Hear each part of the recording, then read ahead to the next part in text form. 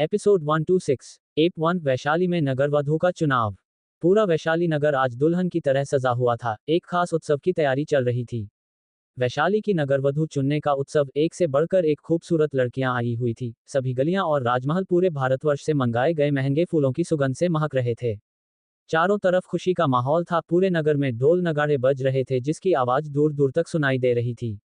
सबके मन में एक सवाल था, कौन सी अप्सरा बनेगी वैशाली की नगर वधू। 500 वर्ष पूर्व भारत जहां छोटे छोटे राज्यों में बंटा हुआ था और उसमें अलग अलग राजाओं का राजपाट चलता था, वहीं बिहार के वैशाली नगर में राजा और मंत्रियों का चुनाव खुद जनता द्वारा किया जाता था।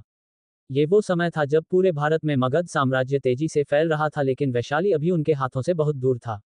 उसी वैशाली नगर में एक छोटे से घर में एक 16 साल की लड़की आम्रपाली भी अपने छोटे से घर में बैठकर तैयार हो रही थी। ढोल की आवाज सुनते ही उसका पूरा शरीर रोमांच से थिरक उठा।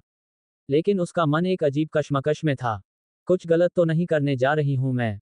ये नहीं किया मैंने तो मेरे गुरु का अपमान हो जाएगा सबके सामने, और अगर किया तो मां को दिया वचन टूट जाएगा। हे महादेव, अगर कोई भूल हुई तो आप संभाल लेना, हिम्मत बांधते हुए आम्रपाली ने खुद से कहा। अपने लंबे सुंदर घने बालों पे फूल लगाने के बाद जैसे ही उसने काजल लगाने के लिए आईने में देखा, उसके हिरनी जैसे तीखे नैन आईने में चमक उठे। उसने पास ही पड़े घुंघरुओं को उठाकर उन्हें पहना ही था कि तभी गुस्से में तमतमाते हुए उसके पिता महानमन उसके कमरे में आए। आम्रपाली उन्हें देख चौंक गई। उसने हैरान होकर उनसे पूछा, पिताजी, आप युद्ध से वापस आ गए? उद्धरण चिन्ह अल्पविराम। महानमन उसके सामने खड़े हो गए। उनकी आंखों से अंगारे बरस रहे थे। उन्होंने गुस्से में कहा, हाँ, आ गया हूं मैं वापस, और अब तुम कहीं नहीं जाओगी। इतना कहकर महानमन ने जोर से बाहर से दरवाजा बंद कर उस पर ताला लगा दिया। इससे पहले कि आम्रपाली कुछ कह पाती या विरोध कर पाती, वो कमरे में कैद हो चुकी थी। वो दरवाजे को जोर जोर से पीटते हुए अपने पिता से विनती करने लगी, पिताजी, दरवाजा खोल दीजिए, मुझे जाने दीजिए। ये दरवाजा नहीं खुलेगा आम्रपाली, तुम मेरे साथ इतना बड़ा धोखा करोगी। मैंने कभी सोचा भी नहीं था। महानमन ने अपनी बेटी को पहले ऐसे कभी नहीं डांटा था। आम्रपाली ने रोते हुए कहा, पिताजी, आपको मुझे जो सजा देनी है बाद में दे देना, लेकिन अभी मेरा राजमहल पहुंचना बहुत जरूरी है। मुझे नृत्य उत्सव में भाग लेना ही होगा। जब तक उत्सव खत्म नहीं हो जाता, ये दरवाजा नहीं खुलेगा और ना ही तुम नृत्य उत्सव में भाग लोगी। महानमन आम्रपाली की जिद के आगे झुकने वाले नहीं थे। पिताजी, मेरा विश्वास कीजिए, मेरा नृत्य प्रतियोगिता में भाग लेने का कोई मन नहीं है, लेकिन मैं आज मजबूर हूँ। अगर मैं समय पे राजमहल नहीं पहुंची तो आपके मित्र और वैशाली के नृत्याचार्य कुमार भट्ट की मर्यादा मिट्टी में मिल जाएगी। मुझे बस अभी अभी पता चला है कि उन्होंने अपनी जिस शिष्य को इस प्रतियोगिता के लिए वर्षों से तैयार किया था वो अचानक ही गायब हो गई है। आम्रपाली ने महानमन को मनाने की बहुत कोशिश की, लेकिन महानमन उसकी नहीं सुनने वाले थे। वो गायब है तो क्या तुम नाचोगी भरी सभा में? जानती भी हो क्या होगा उसका नतीजा? इसके बाद महानमन अपनी बेटी का जवाब सुनने भी नहीं रुके, क्योंकि वो जानते थे कि अगर वैशाली नगर के लोगों की नजर आम्रपाली पर पड़ी तो वो हो जाएगा जिससे बचपन से ही महानमन ने अपनी बेटी को बचाने की कोशिश की थी। महानमन बहुत क्रोध में थे। उन्होंने आम्रपाली की एक ना सुनी और वहां से चले गए। आम के बगीचे में पहुंच उन्होंने जैसे ही एक आम के पेड़ पर झूला देखा, उनकी आंखों से आंसू बहने लगे। खुद को कोसते हुए वो बोले, इसी बगीचे में तुम्हारा जन्म हुआ था मेरी बच्ची। इतने साल मैंने तुम्हें इस दुनिया की बुरी नजर से छिपा कर रखा, लेकिन चाहकर भी मैं तुम्हें नृत्य से दूर नहीं रख पाया, और अब यही नृत्य तुम्हारी बदकिस्मती बन जाएगी। काश इस वक्त मेरे मित्र और तुम्हारे गुरु कुमार भट्ट तुम्हें समझा पाते। आम्रपाली महानमन की इकलौती पुत्री थी। वो एक साधारण सैनिक थे। नगर सेवा करते हुए वो अपनी पुत्री की देखभाल और निगरानी नहीं कर पा रहे थे, इसलिए उन्होंने 5 साल की आम्रपाली को अपने भाई समान मित्र कुमार भट्ट और उनकी पत्नी अंबा को देखरेख के लिए सौंप दिया था। जिस तरह घटता हुआ चंद्रमा अपनी 16 कलाओं को अपनाता हुआ धीरे धीरे बढ़ता है, ठीक उसी तरह आम्रपाली का यौवन और सौंदर्य भी हर साल पहले की तुलना में बढ़ता ही जा रहा था, जो महानमान के साथ साथ कुमार भट्ट और अंबे की चिंता का कारण भी था। और आज वही होने वाला था जिसका उन्हें डर था। इधर आम्रपाली अपने कमरे में आंसू बहा ही रही थी कि तभी उसने दरवाजे पर हलचल सुनी। उसने मन में सोचा, मैं जानती थी पिताजी अपना फैसला बदल देंगे। आखिर ये उनके मित्र के सम्मान का सवाल है। तभी दरवाजा खुला और आम्रपाली के चेहरे पर हैरानी थी। हर्षदेव तुम? आम्रपाली ने पूछा। हर्षदेव आम्रपाली के बचपन का मित्र था। उसका चेहरा एकदम लाल था। वो हड़बड़ाते हुए बोला, हाँ, अब जल्दी चलो, इससे पहले तुम्हारे पिता यहाँ आ जाए। आम्रपाली ने एक बार अपने छोटे से घर को देखा। बचपन से बस यही उसकी दुनिया थी। आज पहली बार वो अपनी इस दुनिया को छोड़कर बाहर निकल रही थी। ये देख उसकी आंखें भर आई। उसने हर्षदेव की तरफ देखकर पूछा, मैं पिताजी को धोखा तो नहीं दे रही ना हर्षदेव? उद्धरण चिन्ह। हर्षदेव ने उसे हिम्मत बंधाते हुए कहा, कैसा धोखा? अपने गुरु और पिता के सम्मान की रक्षा करना ही एक बेटी का कर्तव्य है। सर पे घूंघट डाले आम्रपाली और हर्षदेव तेज कदमों से भागते हुए वैशाली नगर के बाजार से गुजर रहे थे कि तभी आम्रपाली का घूंघट सरक कर जमीन पर गिर गया। आम्रपाली ने रुककर वो दुपट्टा उठाने की कोशिश तो उसे लगा मानो 100 जोड़ी आंखें उसे घूर रही हो। इतनी सुंदर लड़की, कौन है ये? क्या ये वैशाली की रहने वाली है? आश्चर्य से आम्रपाली को देखते हुए एक आदमी ने दूसरे से पूछा। ये सुन दूसरे ने जवाब दिया, नहीं, इसे पहले तो कभी वैशाली में नहीं देखा। जरूर ये कोई नृत्यांगना है जो उत्सव में भाग लेने आए है। गजब का सौंदर्य है इसका, स्वर्गलोक की अप्सरा लगती है। इसे प्रतियोगिता तक पहुंचने ही नहीं दूंगा, ये मेरी वधू बनेगी। ये सुनते ही दूसरे आदमी ने अपनी तलवार निकाल ली। ये तुम्हारे नहीं मेरे घर जाएगी, मुझे रोकने की कोशिश मत करना वरना चीर डालूंगा। इससे पहले कि आम्रपाली और हर्षदेव कुछ समझ पाते उस बाजार में ऐसी 50 तलवारें उठ गई और लोग आम्रपाली को अपने अपने घर ले जाने के लिए लड़ने लगे। इसी चीज से महानमन और उनके मित्र कुमार भट्ट आम्रपाली को बचपन से बचाना चाहते थे। वैशाली नगर में सुंदर लड़की को अपने घर की वधू बनाने के लिए लोग आपस में लड़ मरते थे और इसीलिए बनी थी वैशाली में नगर वधू की प्रथा, ताकि नगर की सबसे सुंदर लड़की किसी एक की नहीं बल्कि पूरे नगर की वधू बन जाए। आम्रपाली भी नगर वधू के लिए होने वाली नृत्य प्रतियोगिता में भाग लेने जा रही थी, लेकिन वो इस बात से अनजान थी कि आखिर नगर वधू की प्रथा बनी क्यों थी।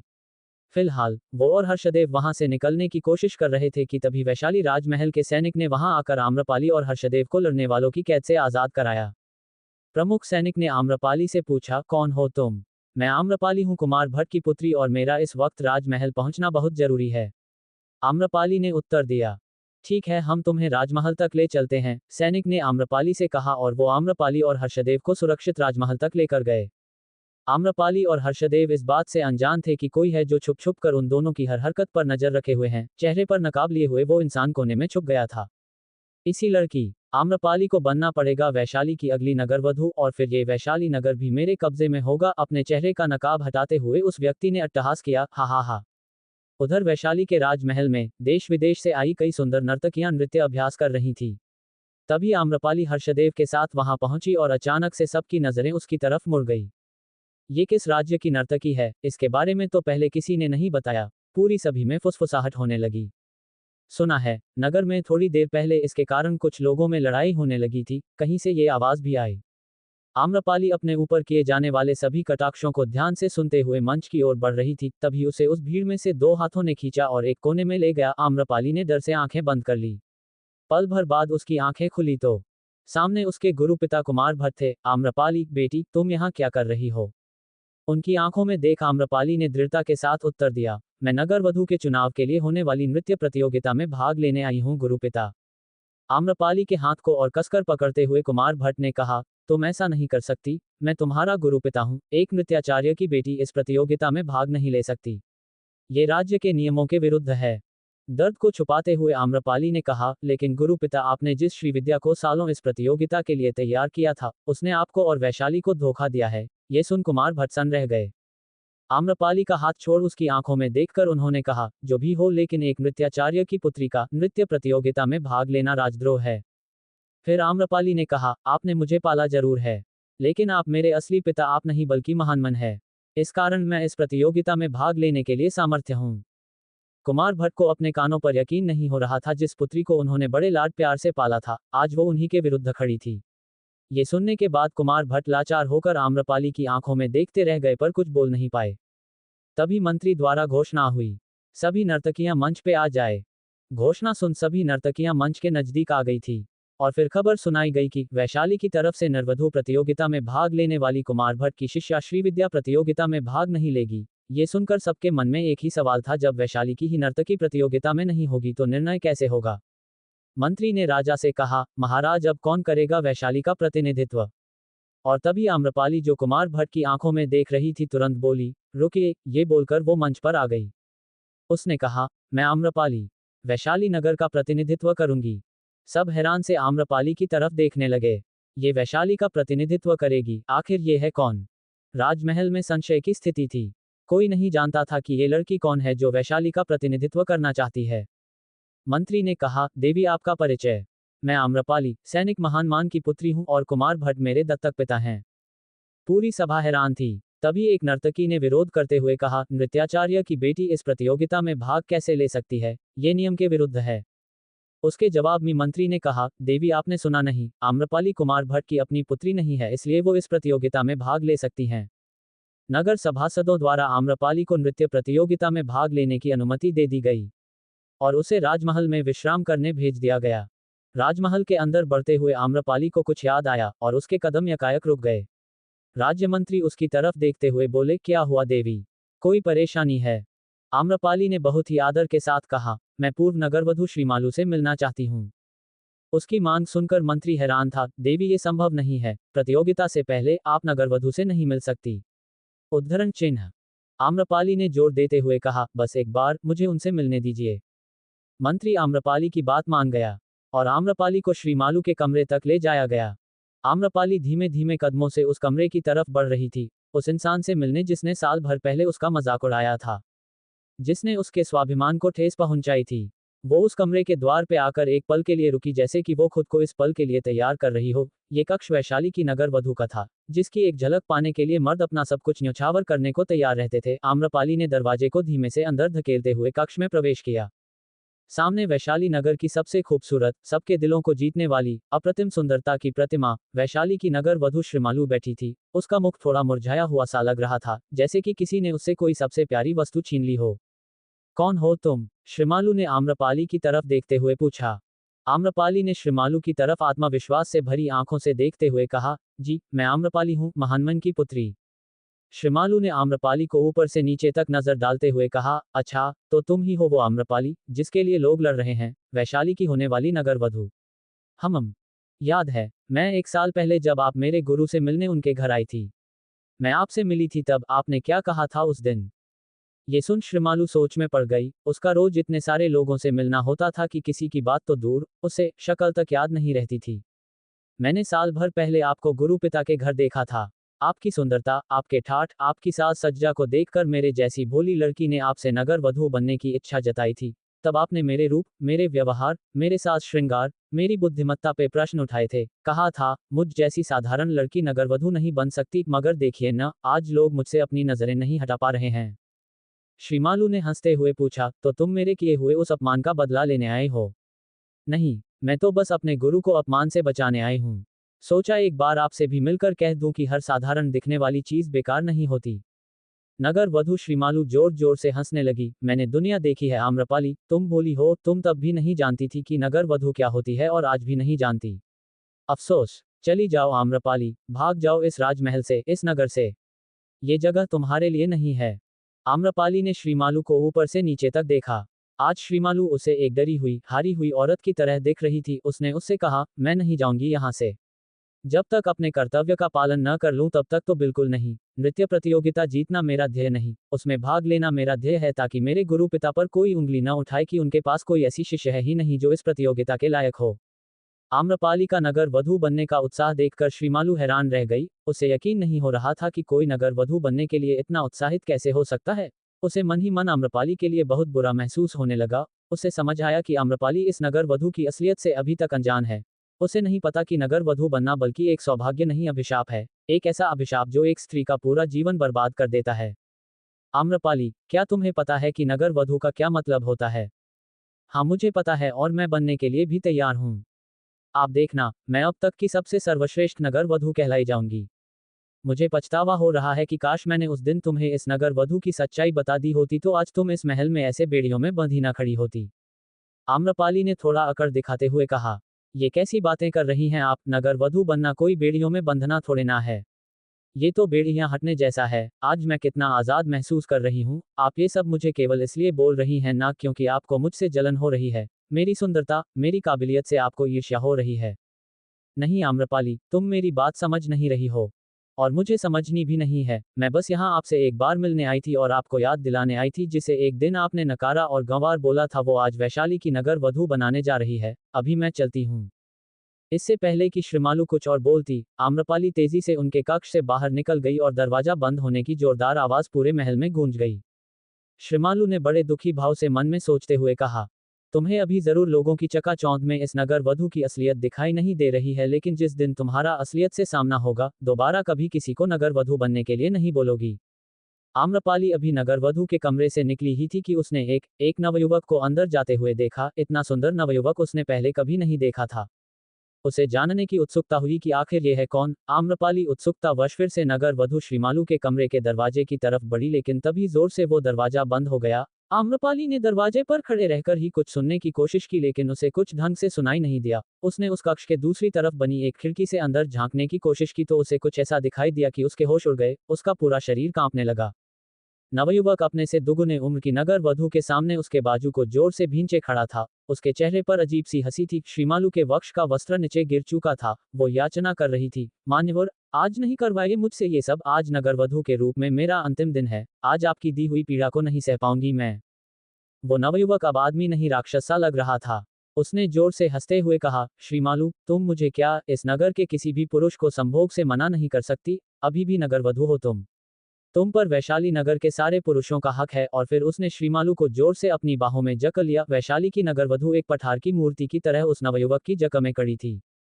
आम्रपाली एक पल भी वहां नहीं ठहर पाए। ये तो गलत है। नहीं, ये सच नहीं है। एक नगर वधू, नहीं नहीं, ऐसा नहीं हो सकता। आम्रपाली के कांपते होठों से कुछ शब्द निकले जो बस उसी के कानों तक पहुंच पाए।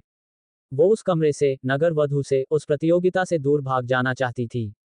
उसने सभागृह में हर्षदेव को ढूंढा और उसे खींचते हुए उस राजमहल से बाहर निकल गई। उसके कदम उसके घर की तरफ थे। हर्षदेव ने कई बार पूछा, आम्रपाली क्या हुआ बताओ तो। मगर वो बस एक ही बात की रट लगाई हुई थी, मुझे पिताजी के पास पहुंचना है। वो अब समझ गई थी कि क्यों उसके पिता और गुरु पिता उसे इस प्रतियोगिता में भाग नहीं लेना देना चाहते थे। अपने गुरु के सम्मान को बचाने के लिए उसे इतनी भारी कीमत देनी पड़ेगी, ये उसने कभी नहीं सोचा था। वो हताश भागे जा रही थी। उसके सांसें तेज चल रही थीं और घबराहट से गला सूख रहा था। वो दौड़ती हुई उस आम के बगीचे में पहुंची जहां उसके पिता हारे हुए से बैठे थे। उसे इस अवस्था में देख महानमन चौंक गए।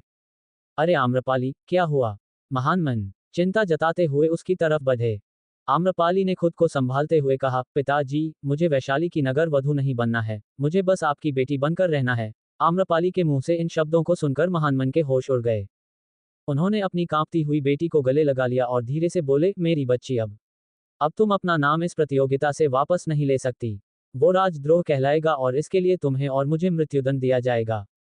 उसी वक्त एक सैनिक की आवाज आए, आम्रपाली, आपको इसी वक्त महल चलना होगा। सैनिकों, मदद करो इनकी।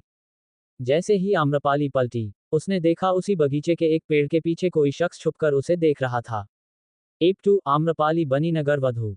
जैसे ही आम्रपाली ने मुड़कर देखा तो वो नकाबपोश फिर से छुप गया। उससे पहले कि वो ये सोचती या देखती कि वो कौन है, एक सैनिक ने फिर से कहा, चलो आम्रपाली, तुम्हें शीघ्र हमारे साथ राजमहल चलना होगा। तुमने वहां सबके सामने ऐलान किया है उस प्रतियोगिता में भाग लेने का।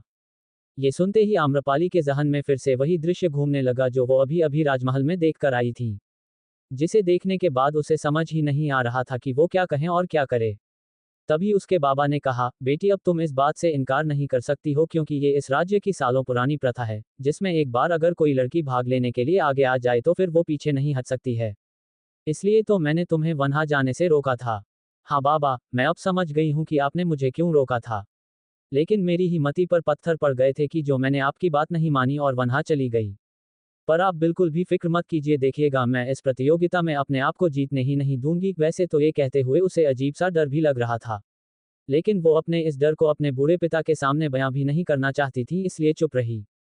जाओ बेटी, अब तुम इस बात से पीछे नहीं हट सकती हो, वरना हम दोनों को अपनी जान से हाथ धोने पड़ेंगे। पर याद रखना, तुम एक सैनिक की बेटी हो जो इतनी आसानी से हालात से समझौता नहीं कर सकती है।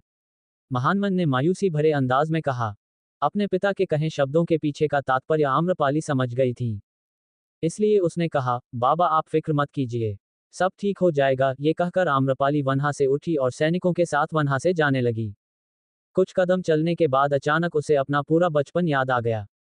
किस तरह से उसे उसके बाबा ने पाला था, साथ ही उसकी गुरु माँ अम्बे जिन्होंने इतने साल पहले नृत्य करना छोड़ दिया था, फिर भी वो अपनी ये अद्भुत कला उसे देना चाहती थी। और उनके पति कुमार भट्ट जो वैशाली की कन्याओं को नृत्य विद्या सिखाते थे, उन दोनों ने भी उसका बड़े प्यार से पालन किया था। ये सब याद करके वो अचानक पीछे मुड़ी और दौड़कर अपने बाबा से गले मिलने लगी और फिर उसने कहा, बाबा, आप फिक्र मत कीजिए, अगर आज मैं इस प्रतियोगिता में जीत भी गई तो मैं किसी पर पुरुष को अपने आप को स्पर्श भी नहीं करने दूंगी। आप इस बात की चिंता मत कीजिए, आपकी बेटी इस कुप्रथा का हिस्सा कभी नहीं बनेगी। आप जो चाहते थे वही होगा। आपकी बेटी एक राजवैश्या की गद्दी पर कभी नहीं बैठेगी। देखिएगा, ये वादा है मेरा आपसे। उसकी ये बातें सुनकर महानमन को थोड़ी तसल्ली हुई, लेकिन वो जानते थे कि ये असंभव है, इसलिए उन्होंने कहा, अब तुम क्या करोगी बेटी, अब कुछ नहीं हो सकता है। इस राज्य के नियम बड़े ही सख्त हैं, अगर हमने उनका विरोध किया तो हम दोनों को मृत्युदंड दिया जाएगा और मैं अपनी बेटी को मृत्यु के हवाले होते हुए नहीं देख सकता हूँ, इसलिए जाओ अब तुम यहाँ से। चलो सैनिकों, आम्रपाली ये कहकर उन सैनिकों के साथ राजमहल की तरफ जाने लगी। पूरे रास्ते उसके दिमाग में यही चलता रहा कि उसे किसी तरह इस प्रतियोगिता में हारना है। हालांकि उसके मन में अजीब सा डर था, लेकिन वो इतनी बहादुर और निडर थी कि वो अपने इस डर को किसी के सामने बयां भी नहीं कर सकती थी। कुछ ही देर में वो सैनिकों के साथ राजमहल में पहुंच गई। चारों तरफ सुंदर सजावट के साथ ढोल नगाड़ों की आवाजें आ रही थीं और जैसे ही उसने राजमहल के मुख्य द्वार पर कदम रखा तो सबसे पहले वहां आई बाकी नर्तकियों की नजर उस पर पड़ी। उसके खूबसूरत चेहरे को देखकर तो उनके जैसे होश ही उड़ गए, उसे देखकर उन्हें उससे ईर्ष्या होने लगी। इसलिए वो आपस में कुछ इस तरह की बातें करने लगी, आ गई आम्रपाली, कितनी सुंदर है। इसे पाने के लिए तो वैशाली के पुरुष आपस में एक दूसरे का विरोध करने के लिए तैयार हो गए थे। इसलिए तो आज इसे देखने ना जाने कितने लोग यहाँ आए हैं। इसी के बारे में चारों तरफ चर्चा हो रही है। दूसरी तरफ वहां मौजूद पुरुषों में कुछ वो पुरुष भी मौजूद थे जो आज बाजार में उसके लिए लड़ रहे थे और उसे देखते ही उन्हें ऐसा लगा जैसे कोई अप्सरा देख ली हो। तभी उनके बीच भी यही चर्चा हो रही थी, देखना आज तो यही नगरवधू बनेगी और फिर हम सबके अरमान पूरे हो जाएंगे। दूसरे आदमी ने आम्रपाली की तरफ इशारा करते हुए कहा, हाँ भाई तुम बिल्कुल ठीक बोल रहे हो, सच में कितनी सुंदर है ना ये सब बातें आम्रपाली के कानों तक पहुंची तो उसे ऐसा लगा मानो उसके कानों में कुछ तीक्ष्ण कटाक्ष चुभ रहे हों। तभी उसे ख्याल आया और वो सोचने लगी, बाबा ने बिल्कुल सही कहा था, मैं अब इससे पीछे तो नहीं हट सकती, लेकिन मुझे किसी तरह इस प्रतियोगिता में अपने आप को विजयी बनने से रोकना होगा। हाँ मैं जरूर ऐसा ही करूंगी। कुछ इस तरह के विचार करके वो राजसभा में आई और फिर राजा के सामने आते ही उसने कहा, मुझे क्षमा करें महाराज, मुझसे गलती हो गई, परंतु आगे से राज्य की ये दासी आपको निराश नहीं करेगी। देवी आप यहाँ से इस तरह इस प्रतियोगिता में भाग लेने का ऐलान करके कहा चली गई थी। राजा ने कहा। इस पर आम्रपाली ने जवाब दिया, महाराज मैं अपने पिता से आशीर्वाद लेने गई थी। उसके मुंह से इस तरह की बातें सुनकर पूरे दरबार में उसकी वाहवाही होने लगी। एक तरफ वो नृत्यकियां थीं जो उस प्रतियोगिता को जीतने के लिए कुछ भी करने के लिए तैयार थीं और दूसरी तरफ आम्रपाली जो इस प्रतियोगिता में हारना चाहती थी। कुछ ही देर में राजा भी राजगद्दी पर आकर विराजमान हुए और नगाड़े की आवाज के साथ ऐलान किया गया, तो अब शुरू की जाती है इस बार की नगरवधू प्रतियोगिता, इसलिए कृपया करके अपना अपना स्थान ग्रहण करें और शांति का माहौल बनाकर इस प्रतियोगिता का आनंद लें। एक एक करके सभी नृत्यकियां अपने नृत्य का प्रदर्शन पूरी शिद्दत से करने लगीं और जब भी कोई नर्तकी अपना नृत्य प्रदर्शन करके मंच से नीचे उतरती तो आम्रपाली के मन में बस एक ही बात आती कि काश ये नर्तकी इस बार की नगरवधू बन जाए, लेकिन तालियों की गदगड़ाहट उतनी तेज नहीं सुनाई देती जिससे ये अंदाजा लगाया जा सके कि यही उस प्रतियोगिता की विजेता बनेगी। क्योंकि आम्रपाली के सौंदर्य को देखकर पहले ही सभी पुरुष उसके दीवाने हो चुके थे, इसलिए उन्हें आम्रपाली के नृत्य प्रदर्शन का बेसब्री से इंतजार था। और फिर ये देखकर उसका दिल फिर से उदास हो जाता। लेकिन जैसे ही उसके नाम का ऐलान हुआ तो जोरों से तालियां बजने लगी और लोगों का उत्साह देखते ही बन रहा था। इसी बीच उसे फिर से वो नकाबपोश दिखाई दिया। उसे देखते ही मंच की तरफ बढ़ते हुए उसके कदम लड़खड़ा गए और सोचने लगी, आखिर ये नकाबपोश है कौन। वो ये सोच ही रही थी कि एक पल में उसकी तरफ देखकर मुस्कुराते हुए वो नकाबपोश फिर से कहीं गायब हो गया। उसके गिरते ही सभी के मन में अचानक शंका होने लगी कि क्या आज आम्रपाली इस प्रतियोगिता का हिस्सा बन भी पाएगी या नहीं। लेकिन तभी उस नकाबपोश के साथ एक आदमी था जिसने अचानक से कहा, ये भी तो कुमार भट्ट की ही शिष्या है ना। उद्धरण चिन्ह। और ये सुनते ही आम्रपाली के मन में विचार आया, अगर आज उसने अपनी कला का प्रदर्शन अच्छे से नहीं किया तो ये उसके गुरु का अपमान होगा। ये सोचकर फिर से वो असमंजस में पड़ गई कि एक तरफ उसके बाबा से किया वादा उसे निभाना था और दूसरी तरफ उसके गुरु का सम्मान।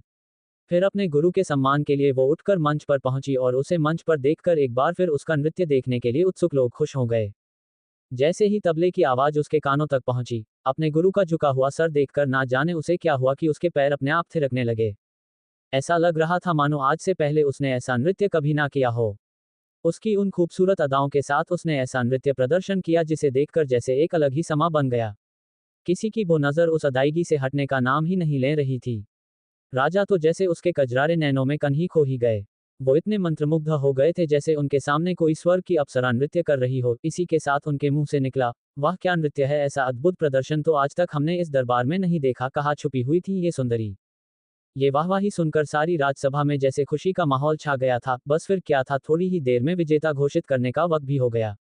सबको इस बात का अंदाजा तो लग चुका था कि आज की इस प्रतियोगिता में आम्रपाली को नगरवधू बनने से कोई नहीं रोक पाएगा। हर तरफ यही चर्चा हो रही थी कि आज तो सबकी इच्छा पूरी हो जाएगी, अब ये सुंदरी को अपना बनाने के हम सबके अरमान पूरे हो जाएंगे। इस तरह की बातें करके पुरुष आम्रपाली को देखकर आहें भरने लगे। तभी दूसरे आदमी ने कहा, हाँ भाई, तुम बिल्कुल ठीक बोल रहे हो। तभी नगाड़े की आवाज के साथ ऐलान किया गया, तो अब आप सभी के सामने इस प्रतियोगिता की विजेता यानी हमारे वैशाली की नई नगरवधू का नाम घोषित किया जा रहा है। और उसका नाम है आम्रपाली। अभी कुछ ही देर में उनको शॉल ओढ़ाकर उन्हें राज घूंघरुओं से सम्मानित किया जाएगा। उसके बाद वो हमारे इस वैशाली की नगरवधू बनकर रहेंगी। ये निर्णय कुमार भट्ट ने बड़े दुखी मन से किया था, क्योंकि वो इस राजदरबार में इस प्रतियोगिता के निर्णायक होने के साथ साथ आम्रपाली के पिता के समान थे। ऐलान होते ही जैसे सबके सपनों को पख लग गए हों और चारों तरफ कुछ इस तरह की चर्चाएं सुनाई देने लगी कि अब तो बड़ा आनंद आएगा, इतनी सुंदर लड़की के साथ भला किसे आनंद ना मिलेगा। दूसरी तरफ इसी ऐलान के साथ आम्रपाली के मन में कुछ ऐसे विचार आने लगे, आज मैंने अगर बाबा की बात मान ली होती तो ऐसा नहीं होता। कौन सी घड़ी में मैंने इस राजमहल में कदम रखा जिसके दंड स्वरूप मुझे ये सजा मिल रही है। मेरी ये खूबसूरती ही मेरे जीवन का सबसे बड़ा अभिशाप बन गई। अब मुझे किसी तरह इस मुसीबत से अपने आप को बाहर निकालना ही होगा, वरना मेरे बाबा जिन्होंने मुझे इतने जतन से पाला है वो टूट जाएंगे और बाबा से किया वादा भी पूरा नहीं होगा। तभी उसे अचानक फिर से वही नकाबपोश नजर आया और जैसे ही वो उसे देखने की कोशिश करने लगी तो वो फिर से कहीं गायब हो गया। अभी आम्रपाली के मन में कुछ विचार चल ही रहा था कि उसे शॉल ओढ़ाने के लिए मंच पर बुलाया गया। जैसे ही मंच पर आई तो वैशाली की रीत थी कि नई नगरवधू को पुरानी नगरवधू अपने हाथों से शॉल ओढ़ाकर अपने राज घूंघरू प्रदान करती है। आज भी वैसा ही हुआ। श्रीमालू को वन्हा बुलाया गया जिसने उसे शॉल ओढ़ाए और उसे अपने हाथों से वो राज घूंघरू दिए। उसे देखकर आम्रपाली को उससे बहुत घृणा हो रही थी, पर इतनी बड़ी सभा में वो उससे कुछ बोल नहीं पाई। और फिर मंत्री ने आम्रपाली से कहा, आप कुछ देर विश्राम स्थल में विश्राम कर सकती हैं। फिर आपको नगरवधू की गद्दी पर बिठाने का समारोह भी किया जाएगा, उससे पहले आपको एक बार अपने परिवार से मिलने की इजाजत दी जाएगी। ये सुनकर आम्रपाली को अच्छा लगा कि अब वो अपने पिता से मिलने जा सकती है। लेकिन जब उसे विश्राम स्थल ले जाया गया तो उसे वहां चैन नहीं आया और वो किसी तरह सैनिकों की नजरों से छुपती छुपाती राजमहल से बाहर निकलने में कामयाब हो गई। भागती हुई सीधे अपनी गुरु माँ के घर पहुंची। वहां पहुंचते ही उसने वहां का दृश्य देखा कि कई लोगों की भीड़ लगी हुई थी और कुछ लोगों के रोने पुकारने की आवाजें आ रही थीं। ये सब सुनकर उसके दिल की धड़कनें और भी तेज हो गई। फिर भीड़ में से जैसे तैसे वो अंदर पहुंची तो उसने सामने देखा कि गुरु माँ का शव पड़ा था, जिसके पास कुमार भट्ट यानी उसके पिता सर पकड़कर बैठे थे। ये देखकर तो उसके पैरों ताल जैसे जमीन ही खिसक गई, मानो उसके सर से आसमान भी छीन लिया गया हो। पर वो किसी से कुछ कह नहीं पाए। उसके मन में बस एक विचार था, अब वो किसे अपने मन की व्यथा सुनाएगी। एक गुरु माँ ही तो थी जिन्होंने उस चार दीवारी में कभी उसकी सखी बनकर उसके साथ खेला तो कभी उसकी माँ बनकर उसे प्यार दुलार दिया। अब कौन उसे दुलार करेगा? ये सोचकर उसे अपने आप से और भी ज्यादा घृणा होने लगी। तभी उसके बाबा ने उसके सामने आकर कहा, अनर्थ हो गया पुत्री। तुम्हारे नगरवधू बनने की बात तुम्हारी अंबे माँ के कानों में जैसे ही पड़ी तो वो इस सदमे को बर्दाश्त नहीं कर पाई और उन्होंने अपने प्राण त्याग दिए। ये सुनते ही जैसे उसका तो सब कुछ खत्म हो गया, उसे कुछ समझ में नहीं आ रहा था। मन में बस एक ही विचार चल रहा था, ये सब मेरी वजह से हो रहा है। ना मैं राजदरबार जाकर इस प्रतियोगिता में भाग लेने का ऐलान करती, ना ही आज ये सब होता, लेकिन अब मैं यहाँ नहीं रहूंगी, मुझे यहाँ से जाना ही होगा। अगर मैंने ऐसा नहीं किया तो मेरे बाबा भी मर जाएंगे। हालांकि वो जानती थी कि उसके यहाँ से जाने के बाद भी उसके बाबा को राजा छोड़ेंगे नहीं, लेकिन अपनी बेटी को वैश्या गद्दी पर देखकर मरने से अच्छा तो उसके जाने के बाद जो मृत्युदंड उन्हें दिया जाएगा वो ज्यादा बेहतर होगा। यही विचार अभी उसके मन में आया ही था कि उसे सामने हर्षदेव दिखाई दिया। उसे देखते ही उसने कहा, हर्षदेव, तुम मेरे साथ चल रहे हो? हर्षदेव ने पलटकर कहा, इस तरह तुम इस स्थिति में कहाँ जाना चाहती हो? ये सुनकर आम्रपाली ने पक्के निश्चय से कहा, मैंने पूछा तुम मेरे साथ यहाँ से चल रहे हो या नहीं, वरना। तभी हर्षदेव ने कहा, ये तुम क्या कह रही हो आम्रपाली? तुमने देखा ना कि तुम्हारी एक गलती की वजह से अंबे माँ हमें हमेशा के लिए छोड़कर जा चुकी हैं, और अब तुम क्या करने वाली हो? ऐसा ना हो इससे तुम्हारे बाबा भी तुम्हें छोड़कर चले जाएं। उसके बाबा उसे देखकर हैरान थे कि अब ये क्या करने वाली है, इसलिए उन्होंने कहा, क्या हुआ बेटी, ये तुम क्या कह रही हो? कहाँ जा रही हो तुम इस तरह? तुम ऐसा नहीं कर सकती हो। राजा के सैनिक अभी तुम्हें ढूंढते हुए यहाँ आते ही होंगे, और अगर तुम अब नहीं मिली तो फिर वैशाली में विद्रोह छिड़ जाएगा। ना जाने कितनी और जाने जाएंगी। ये सुनकर आम्रपाली ने कहा, नहीं बाबा, मैं ऐसा नहीं कर सकती हूँ। मैं अब राजमहल वापस नहीं जाऊंगी। मैंने आपसे वादा किया था कि मैं नगरवधू कभी नहीं बनूंगी, तो आपसे किया वादा मैं जरूर निभाऊंगी। बेटी, लेकिन इस हजारों वर्ष पुरानी प्रथा से आज तक कोई नहीं बच पाया है, तो तुम भी कुछ नहीं कर पाओगी। महानमन ने दुखी होकर कहा, बाबा मैं आपकी बेटी हूं, इतनी आसानी से हार नहीं मानूंगी। आप मेरी फिक्र मत कीजिए, आप अपना ख्याल रखिएगा, आम्रपाली ने कहा। ये कहकर आम्रपाली ने हर्षदेव की तरफ मुड़कर देखा और फिर से कहा, तुम आ रहे हो मेरे साथ या मैं अकेले ही इस राज्य से जाऊं? उधर राजा अपने मंत्रियों के साथ जब नई नगरवधु की गद्दी पर आम्रपाली को बैठाने की चर्चा कर रहा था, तो एक मंत्री ने कहा, महाराज आज की प्रतियोगिता में इतनी अच्छी अच्छी नृत्यकियां थी जिन्होंने अपनी कला का बहुत ही अच्छा प्रदर्शन किया, परंतु आपने आम्रपाली को ही इसका विजेता क्यों घोषित किया? महाराज ने कहा, मंत्री जी, आम्रपाली का नृत्य ही अच्छा नहीं था, बल्कि उसे इस प्रतियोगिता का विजेता बनाने की वजह कुछ और भी है। ये सुनकर वहां बैठे सभी मंत्री हैरान हो गए और विचार करने लगे कि ऐसी क्या वजह हो सकती है महाराज ने आम्रपाली को नगरवधु के लिए चुना। उद्धरण चिन्ह। तभी महाराज ने सबसे कहा, आप लोग चिंता ना करें, वक्त आने पर आपको इस वजह के बारे में अवश्य बताया जाएगा।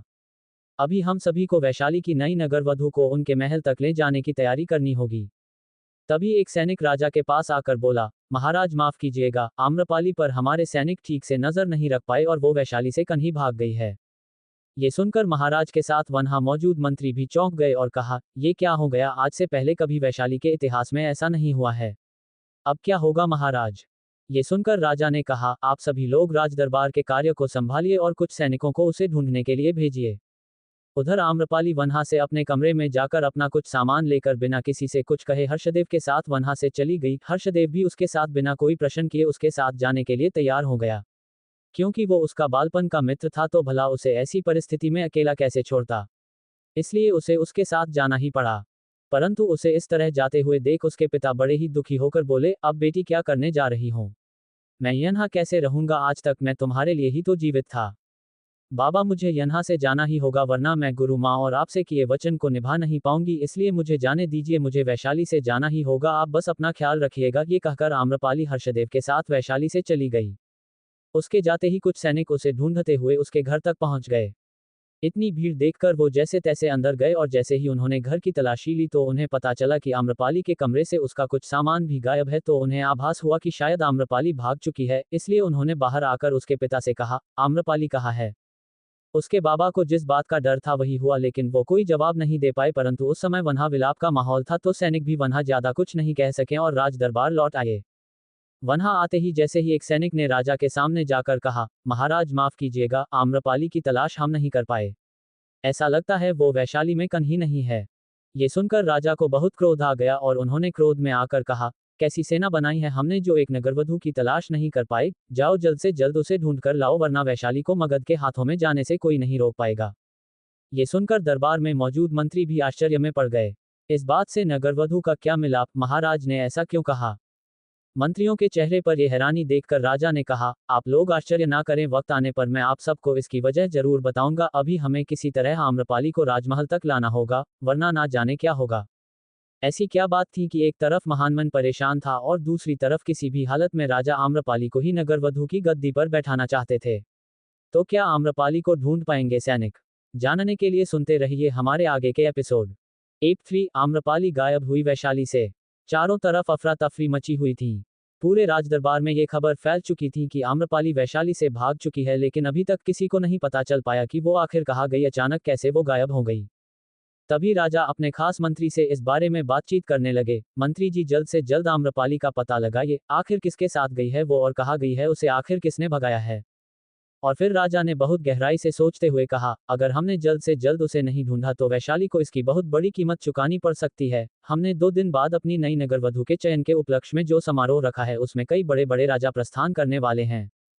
और ऐसी स्थिति में अगर ये खबर फैल गई कि हम अपने राज्य की एक नगरवधु को संभाल नहीं सके तो हमारे राज्य की बहुत बदनामी होगी और फिर वैशाली को शत्रुओं से कोई नहीं बचा पाएगा। वैशाली अभी उस स्थिति में नहीं है कि वो अपने शत्रुओं का सामना कर सकें। वैशाली अभी बल और धन दोनों से कमजोर है, इसलिए जल्द से जल्द उसे ढूंढने की कोशिश की जाए।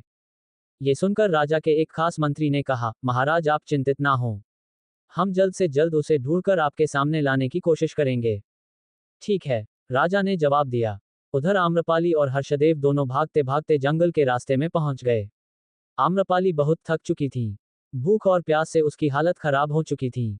उसने हर्षदेव से कहा, हर्षदेव मैं और नहीं चल सकती हूँ, क्या हम यहाँ कुछ देर रुककर विश्राम कर सकते हैं?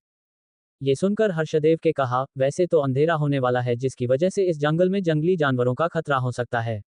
पर अगर तुम कहती हो तो हम यहाँ कुछ देर रुककर विश्राम कर लेते हैं, मैं अभी तुम्हारे लिए थोड़े जलपान की व्यवस्था करता हूँ। ये कहकर हर्षदेव वहां से जाने लगा। नहीं, तुम कहीं मत जाओ, बस मैं कुछ देर आराम करूंगी तो फिर हम दोनों आगे बढ़ जाएंगे, आम्रपाली ने कहा। नहीं नहीं, इस तरह भूखे प्यासे रहकर हम ज्यादा दूर तक नहीं जा पाएंगे, इसलिए तुम इस वृक्ष के नीचे बैठो, मैं अभी कुछ लेकर आता हूँ। हर्षदेव ये कहकर वहां से जाने लगा। ज्यादा दूर तक मत जाना हर्षदेव, आम्रपाली ने थके हुए अंदाज में कहा। तुम चिंतित मत हो, मैं बस अभी आया। कुछ देर में हर्षदेव कुछ फल और थोड़ा सा जल अपने साथ ले आया और उसने एक आम आम्रपाली को देते हुए कहा, लो ये कुछ फल हैं, इन्हें खाकर थोड़ा पानी पी लो तो तुम्हें अच्छा लगेगा। नहीं, ये आम मुझे नहीं चाहिए, ये कहकर आम्रपाली ने मुंह फेर लिया। हर्षदेव ने उसे ऐसे देख उससे पूछा, क्या हुआ, तुम एक आम को देखकर ऐसे क्यों कर रही हो?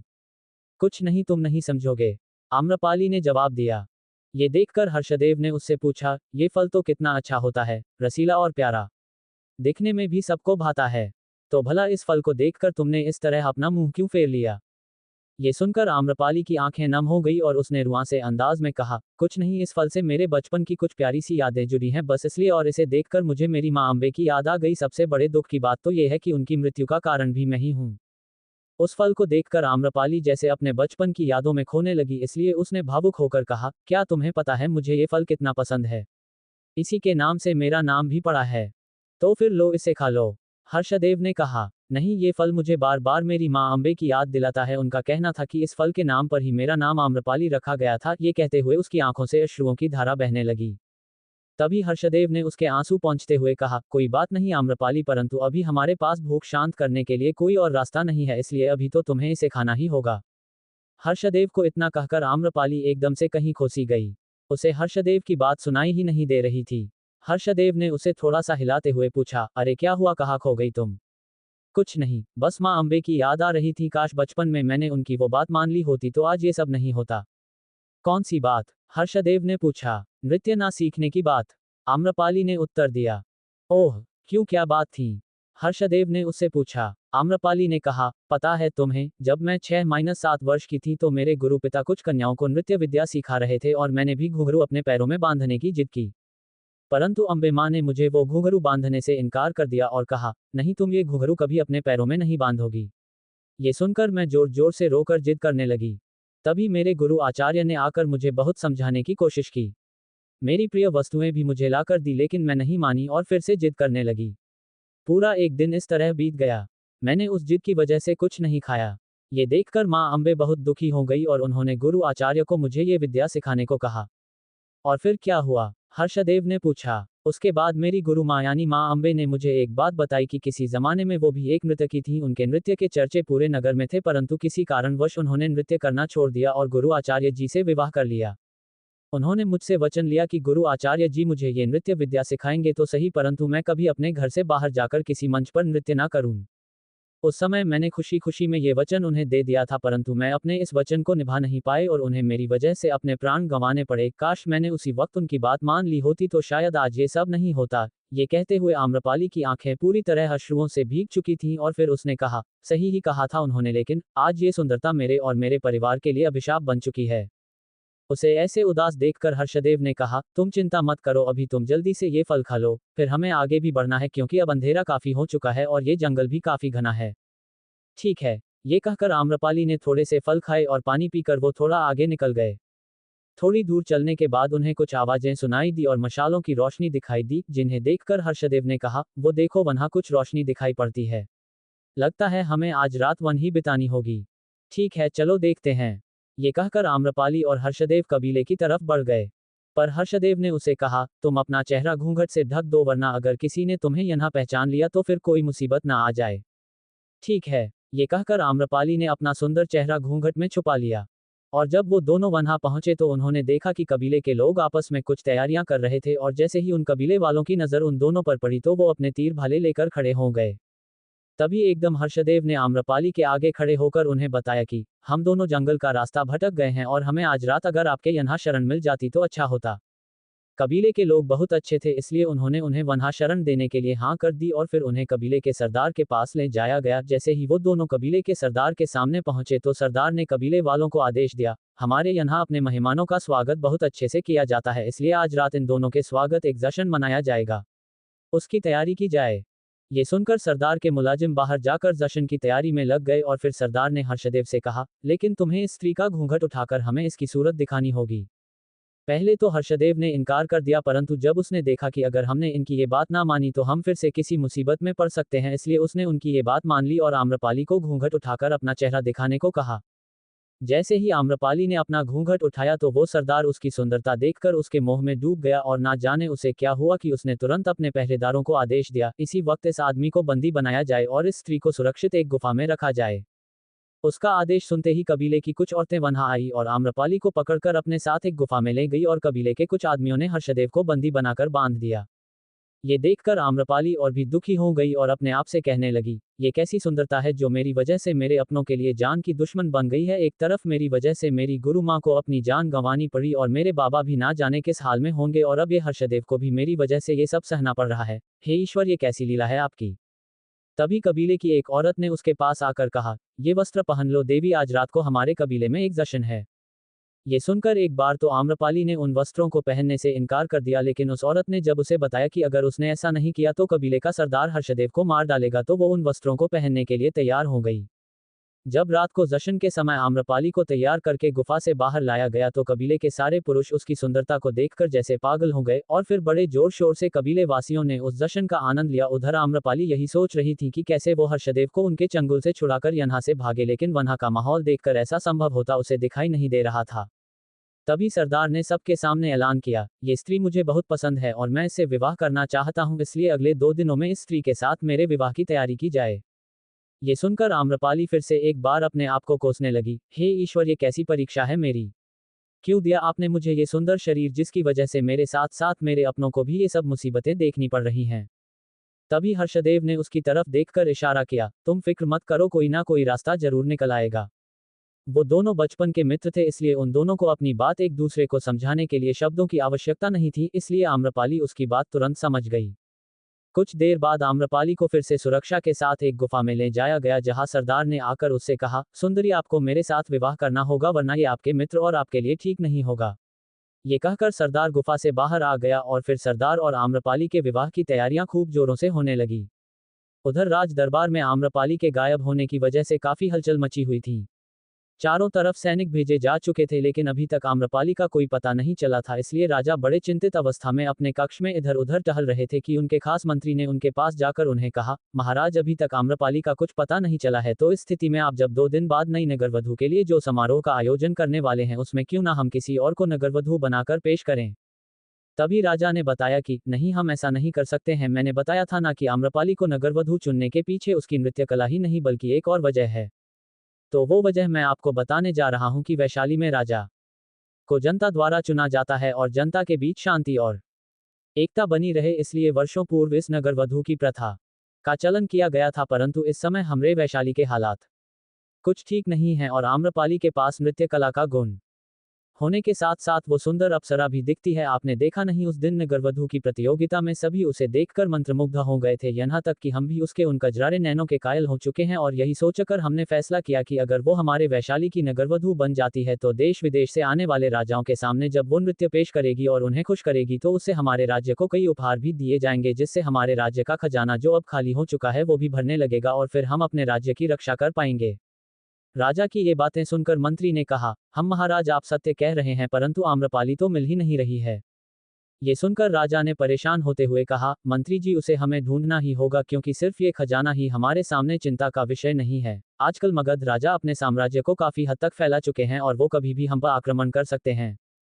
अगर हमें अपने राज्य को बचाना है तो हमें आसपास के कुछ राज्यों के साथ मित्रता करनी होगी ताकि हम अपने राज्य को बचा सकें, जिसके लिए ये आम्रपाली हमारी बहुत मदद कर सकती है। और अगर वो नहीं मिली तो हमारे राज्य की आंतरिक शांति और एकता भी भंग हो जाएगी, फिर हम किसी भी तरह से हमारे राज्य को बचा नहीं पाएंगे। ये कहकर राजा ने मंत्री को आसपास के जंगलों में भी अपने सैनिकों को भेजने का आदेश दिया।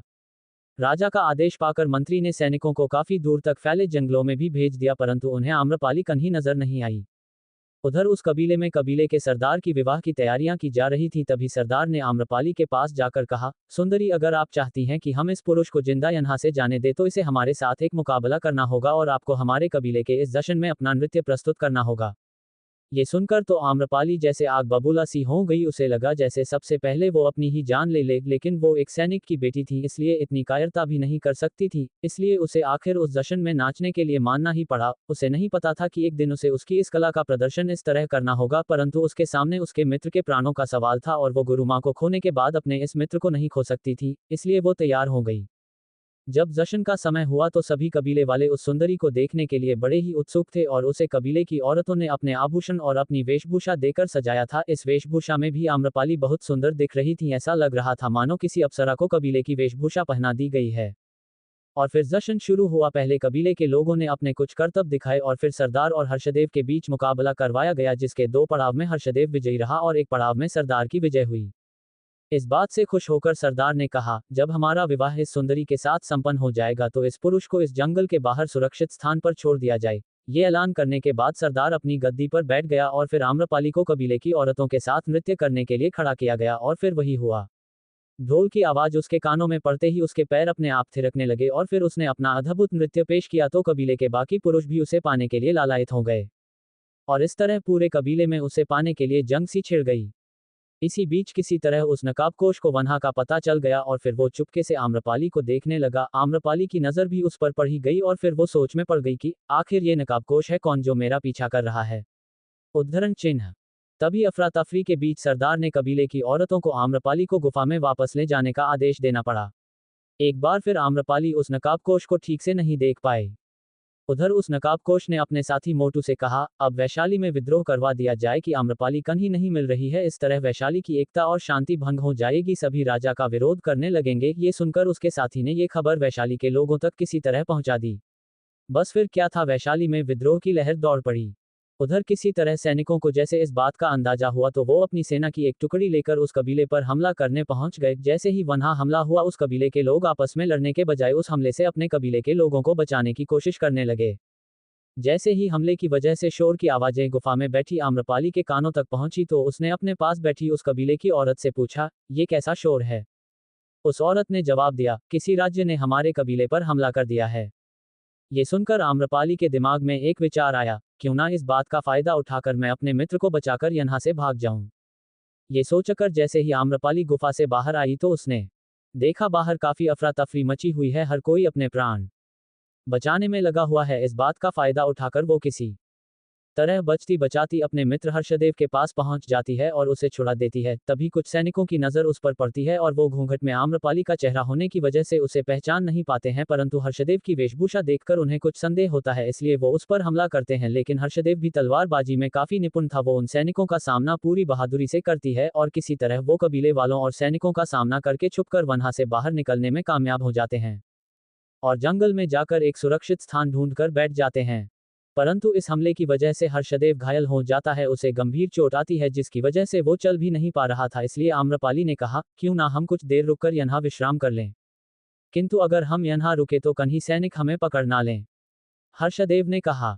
ये सुनकर आम्रपाली ने कहा, नहीं ऐसा नहीं होगा, पर तुम्हें इस तरह तकलीफ में देखकर मुझे भी तकलीफ हो रही है, तुम यहाँ रुक जाओ हर्षदेव। ठीक है, ये कहकर हर्षदेव एक पेड़ के नीचे सहारा लेकर बैठ गया। उसे इस तरह तकलीफ में देखकर आम्रपाली मन ही मन अपने आप से घृणा करते हुए कहने लगी, ये कैसी विडंबना है ईश्वर, जो प्राणी मेरे अपने हैं उन्हें मेरी वजह से कितनी तकलीफ सहनी पड़ रही है, या तो आप मुझे सही मार्ग दिखाएं या फिर। तभी हर्षदेव ने कहा, आम्रपाली हमें अब यहाँ से किसी सुरक्षित स्थान पर जाना होगा ताकि हम सुरक्षित रह सकें। ये सुनकर आम्रपाली ने जवाब दिया, ऐसी कौन सी जगह है जहाँ हम सुरक्षित रह सकते हैं? मुझे तो कुछ समझ नहीं आ रहा है, कैसी मुसीबत है ये। 2 दिन में मेरी एक छोटी सी गलती की वजह से मेरे परिवार को क्या कुछ नहीं देखना पड़ा, आगे भी ना जाने क्या क्या होगा। ये सौंदर्य ही मेरी मुसीबत बन गया है, परंतु मैं क्या करती, मैं भी एक सैनिक की बेटी हूँ, इस तरह इतनी आसानी से अपने बाबा की उम्मीद को नहीं तोड़ सकती हूँ। इतने सालों से जिस बात से बाबा ने मुझे सबकी नजरों से बचा कर रखा, आज वही बात मेरे लिए अभिशाप बनकर साबित हो रही है। उसे ऐसे परेशान होता देख हर्षदेव ने कहा, तुम चिंता मत करो आम्रपाली, मैं हमेशा तुम्हारे साथ रहूंगा, हम किसी ना किसी सुरक्षित स्थान पर जरूर पहुंच जाएंगे। कौन सी जगह है जहां हम सुरक्षित रह सकते हैं, मुझे तो समझ में ही नहीं आ रहा है। आम्रपाली ने कहा, कहाँ जाएंगे अब ये दोनों? क्या कोई सुरक्षित स्थान मिल पाएगा आम्रपाली को, या फिर वैशाली के सैनिक उन्हें ढूंढते हुए यहाँ तक भी पहुंच जाएंगे? ये जानने के लिए सुनते रहिए हमारे साथ इस कहानी का अगला एपिसोड। एप 4 आम्रपाली और श्रीमालू की मुलाकात। आम्रपाली के केश बिखरे हुए थे, उसके वस्त्र भी सही अवस्था में नहीं थे और कई जगह उसे चोटें भी आई थीं। इस हालत में वो हाँफते हुए उस वृक्ष के नीचे सर रखकर सोचने लगी, हे ईश्वर, ये कैसी परीक्षा है आपकी? क्यों आप मुझे उस मार्ग पर चलने को मजबूर कर रहे हैं जहां मैं नहीं चलना चाहती हूं? कृपया करके हमें एक सुरक्षित स्थान पहुंचा दें जहां हम दोनों सुरक्षित रह सकें। तुम चिंता मत करो आम्रपाली, मैं कुछ विचार करता हूं और तुम्हें किसी सुरक्षित स्थान पर ले चलता हूं, हर्षदेव ने दर्द से कराहते हुए कहा। ये सुनते ही आम्रपाली ने लंबी सांस लेते हुए कहा, ऐसी कौन सी जगह है जहां हम सुरक्षित रह सकते हैं? इस पर हर्षदेव ने तुरंत जवाब दिया, आचार्य जी, क्योंकि मुझे भी चोट लगी है और तुम्हें भी कुछ हल्की चोटें आई है, इस समय हमें इन चोटों पर मरहम लगाने की जरूरत है, वरना हम ज्यादा दूर तक चल नहीं पाएंगे और इस हालत में हमारे लिए किसी वैद्य तक तो जाना संभव होगा नहीं। इसलिए उनसे ज्यादा सुरक्षित और उचित स्थान इस समय हमारे लिए कोई नहीं है। इस जंगल में अगर हम सैनिकों से बच भी गए तो सुबह तक हम दोनों जंगली जानवरों का भोजन जरूर बन जाएंगे। हम शायद यही उचित होगा, तो फिर चलो चलते हैं। ये कहकर आम्रपाली धीरे धीरे उठकर खड़ी हो गई। हर्षदेव भी किसी तरह वृक्ष का सहारा लेकर खड़ा हुआ। हालांकि वो चल पाने की स्थिति में तो नहीं था, इसलिए उसे इस तरह घायल अवस्था में देखकर आम्रपाली ने कहा, चलो मैं तुम्हें थोड़ा सहारा दे देती हूँ। और फिर वो किसी तरह एक दूसरे को सहारा देकर सैनिकों की नजरों से बचते बचाते आचार्य जी के घर तक पहुंच गए। वहां पहुंचते ही जैसे ही आचार्य जी ने उन्हें वहां देखा तो उन्होंने जल्दी से द्वार खोलकर कहा, अरे आम्रपाली तुम, और हर्षदेव तुम यहाँ, चलो चलो बच्चों, जल्दी से अंदर आ जाओ। अगर तुम्हें किसी ने यहाँ तुम्हें देख लिया तो मुसीबत हो जाएगी। उसके बाद आचार्य जी ने सबसे पहले हर्षदेव के घाव पर मरहम लगाया और फिर उन दोनों ने आचार्य जी को कबीले वाली बात बताई। आचार्य जी ने उसे कुछ देर आराम से लेटने को कहा, जब तक मैं ना कहूं तब तक तुम यहाँ से उठना नहीं, वरना ये घाव अगर ज्यादा बढ़ गया तो तुम्हारे लिए बहुत घातक हो सकता है। ये सुनकर गर्दन हिलाते हुए हर्षदेव कुछ देर के लिए वहीं लेट गया और फिर आचार्य जी ने आम्रपाली के पास जाकर कहा, बैठो बेटी आराम से, पर क्या तुम्हें पता है तुम्हारे जाने के बाद इस राज्य की क्या हालत हुई है? हर तरफ त्राही त्राही मची हुई है। आज से पहले मैंने कभी वैशाली में इतनी अशांति नहीं देखी। तुम्हें ढूंढने के लिए राजा साहब ने चारों तरफ अपने सैनिक भेजे हुए हैं। बाजार में तुम्हें लेकर ना जाने कितनी बातें बनाई जा रही हैं। क्या हो गया है इस राज्य का हाल? जहां हमेशा शांति और अमन का माहौल रहता था, वहां आज चारों तरफ शोर और चिल्लाने की आवाजें सुनाई देने लगी हैं। इसलिए तो तुम्हें तुम्हारे पिता ने उस प्रतियोगिता में भाग लेने से रोक रखा था, पर तुम्हारी एक गलती के दंड स्वरूप इस राज्य को ये सब देखना पड़ रहा है। मेरी मानो तो तुम नगरवधु बन जाओ, वरना ना जाने कितनी जाने और जाएंगी। हो सकता है जिस तरह मगध साम्राज्य जितनी तेजी से अपने पैर पसार रहा है, उसे देखकर तो ऐसा लगता है जिस राज्य में हम अपना राजा खुद चुनते हैं, कुछ वक्त में मगध हमारे राज्य पर हमला करके हमें अपने अधीन ना कर लें। अब एक तुम ही हो जो इस राज्य की मान प्रतिष्ठा की रक्षा कर सकती हो, और दूसरी तरफ तुम्हारे पिता को भी बंदी बना लिया गया है। ना जाने उनके साथ कारागृह में कैसा व्यवहार किया जाता होगा। अपने बाबा का नाम सुनते ही आम्रपाली की आंखों में अश्रुओं की धारा बहने लगी। उसे समझ में नहीं आ रहा था कि अब वो इस स्थिति में क्या करे, कहा जाए, कैसे संभालेगी वो ये सब। उसकी वजह से उसके बाबा को ना जाने क्या क्या देखना पड़ रहा है, परंतु ये सब सुनकर उसने मन ही मन निश्चय कर लिया कि अब वो ऐसी जगह जाएगी जहां जाने के बाद उससे संबंधित किसी भी मनुष्य को कोई तकलीफ ना हो। और फिर आचार्य जी ने कहा, बेटी तुम्हें नगरवधु की गद्दी पर बैठना ही होगा, वरना ना जाने और कितने अनर्थ हो जाएंगे। ये सुनकर आम्रपाली कुछ देर तक तो विचार विमर्श करने लगी और फिर अचानक उसने कहा, मेरे लिए अब सबसे उचित जगह सिर्फ एक ही है जहां अब मैं जाऊंगी। बस एक वही स्थान है जहां मैं अब सुरक्षित रह सकती हूँ। कुछ सोचते हुए उसने कहा और फिर वो अपने स्थान से उठकर खड़ी हो गई। उसे ऐसे उठकर खड़े होता देख आचार्य जी ने उससे पूछा, कहाँ जा रही हो बेटी? आचार्य जी, जहां मुझे बहुत पहले ही चले जाना चाहिए था, वरना आज मेरे बाबा के साथ ये सब नहीं होता। वैश्याखाना, जहां बाकी नगरवधुओं को नई नगरवधु बनने के बाद भेज दिया जाता है, मुझे अब वहीं रहना होगा। एक वही जगह है जहां मैं सुरक्षित रह सकती हूं और इस तरह मेरे परिवार को भी कुछ नहीं होगा। ये कहकर आम्रपाली द्वार की तरफ जाने लगी, क्योंकि आचार्य जी के मुंह से वैशाली और अपने बाबा के जेल में जाने की बात सुनकर वो बहुत दुखी हो गई थी। इसलिए अब उसने निश्चय कर लिया था कि अब वो वैश्याखाने में ही जाकर रहेगी। कहाँ जा रही हो? मैं भी आता हूँ। उसे बाहर जाते देख हर्षदेव अचानक से उठा और उसने कहा। ये सुनकर आम्रपाली ने उसे रोकते हुए कहा, नहीं, अब तुम्हें मेरे पीछे आकर इस तरह अपना जीवन व्यर्थ में गंवाने की कोई आवश्यकता नहीं है। तुम अब वैशाली वापस लौट जाओ और अपने जीवन को सुधारो। मैं तुम्हारी ये बात नहीं मान सकता हूँ। मैं बचपन से तुम्हारे साथ रहा हूं और आज इस तरह मैं तुम्हें अकेले नहीं जाने दूंगा और मैं जानता हूं कि तुमने एक बार जो निश्चय कर लिया तो मुझसे वापस पीछे नहीं हटोगी, इसलिए मैं भी तुम्हारे साथ आऊंगा। ये कहकर हर्षदेव भी उसके साथ जाने के लिए उसके पास जाकर खड़ा हो गया। ठीक है, तुम मेरे साथ सिर्फ वैश्याखाने के बाहर तक जा सकते हो। मुझे वहां छोड़ने के बाद तुम वहां से चले जाना, आम्रपाली ने कहा। ठीक है तो चलो, परंतु तुम अपना घूंघट डाल लो वरना किसी ने तुम्हें देख लिया तो फिर से कोई मुसीबत ना आ जाए। हर्षदेव ने दर्द से कर्राते हुए आगे बढ़ते हुए कहा। उसे दर्द से इस तरह तड़पता देखकर आम्रपाली ने कहा, मेरे जीवन में तो मुसीबतों का पहाड़ टूट पड़ा है। इससे बड़ी विपदा क्या हो सकती है कि मुझे अपने बाबा को छोड़कर इस तरह दर दर भटकना पड़ रहा है। आचार्य जी, आपका बहुत बहुत धन्यवाद, अब हमें इजाजत दीजिए, हम चलते हैं। ये कहकर वो दोनों आगे बढ़ गए। ठीक है, परंतु अपना ख्याल रखना, आचार्य जी ने जवाब दिया। क्या तुम्हें वैश्याखाने का मार्ग पता है? आम्रपाली ने हर्षदेव से पूछा। पता तो नहीं है पर मैंने सुना जरूर है, हर्षदेव ने जवाब दिया। ठीक है तो मुझे वहां ले चलो, आम्रपाली ने कहा। ये कहकर वो दोनों जंगल के रास्ते से होते हुए छुपते छुपाते वैश्याखाने तक पहुंच गए। वहां कुछ राज्यों की वैश्याएं रहती थीं और वैशाली की जब नई नगरवधु का चुनाव किया जाता था तो पुरानी नगरवधु को भी वहीं भेज दिया जाता था। वहां पहुंचते ही वहां का दृश्य देखकर एक पल के लिए आम्रपाली डर गई। उसने आज से पहले कभी ऐसा वातावरण नहीं देखा था, परंतु आज उसका भाग्य उसे कहाँ ले आया था। चारों तरफ वैश्याएं सुंदर वस्त्रों के साथ आभूषण पहने इधर उधर घूम रही थीं। हर किसी के घर के बाहर उनके ग्राहकों का तांता लगा हुआ था। तबले और सारंगी की आवाजें आ रही थीं। ये सब देखकर आम्रपाली के तो जैसे होश ही उड़ गए, परंतु उसने अपने हृदय को कठोर किया और आगे बढ़ने लगी। तभी एक वैश्या की नजर उस पर पड़ी। उसने आम्रपाली के पास आकर कहा, क्या बात है बहन, आप कौन है, कहाँ से आई हैं, आपको क्या चाहिए? ये सुनकर आम्रपाली ने हिम्मत जुटाकर उस औरत को जवाब दिया कि मैं यहाँ अपनी मर्जी से आई हूँ, मेरा जीवन में कोई नहीं है, मुझे आपके यहाँ शरण चाहिए, क्या आप मुझे अपने यहाँ शरण देंगी? ये सुनकर उस औरत ने कहा, यहाँ कोई लड़की अपनी मर्जी से नहीं आती है, उसे मजबूर करके या भाग्य से मजबूर होकर यहाँ आना पड़ता है। चलो बहन, मैं तुम्हें अपने घर ले चलती हूँ। ये कहकर वो औरत आगे बढ़ते हुए उसे अपने पीछे आने का इशारा करती है। तभी आम्रपाली अपने पीछे मुड़कर देखती है और हर्षदेव को वहां से जाने का इशारा करती है और फिर उस औरत के साथ आगे बढ़ जाती है।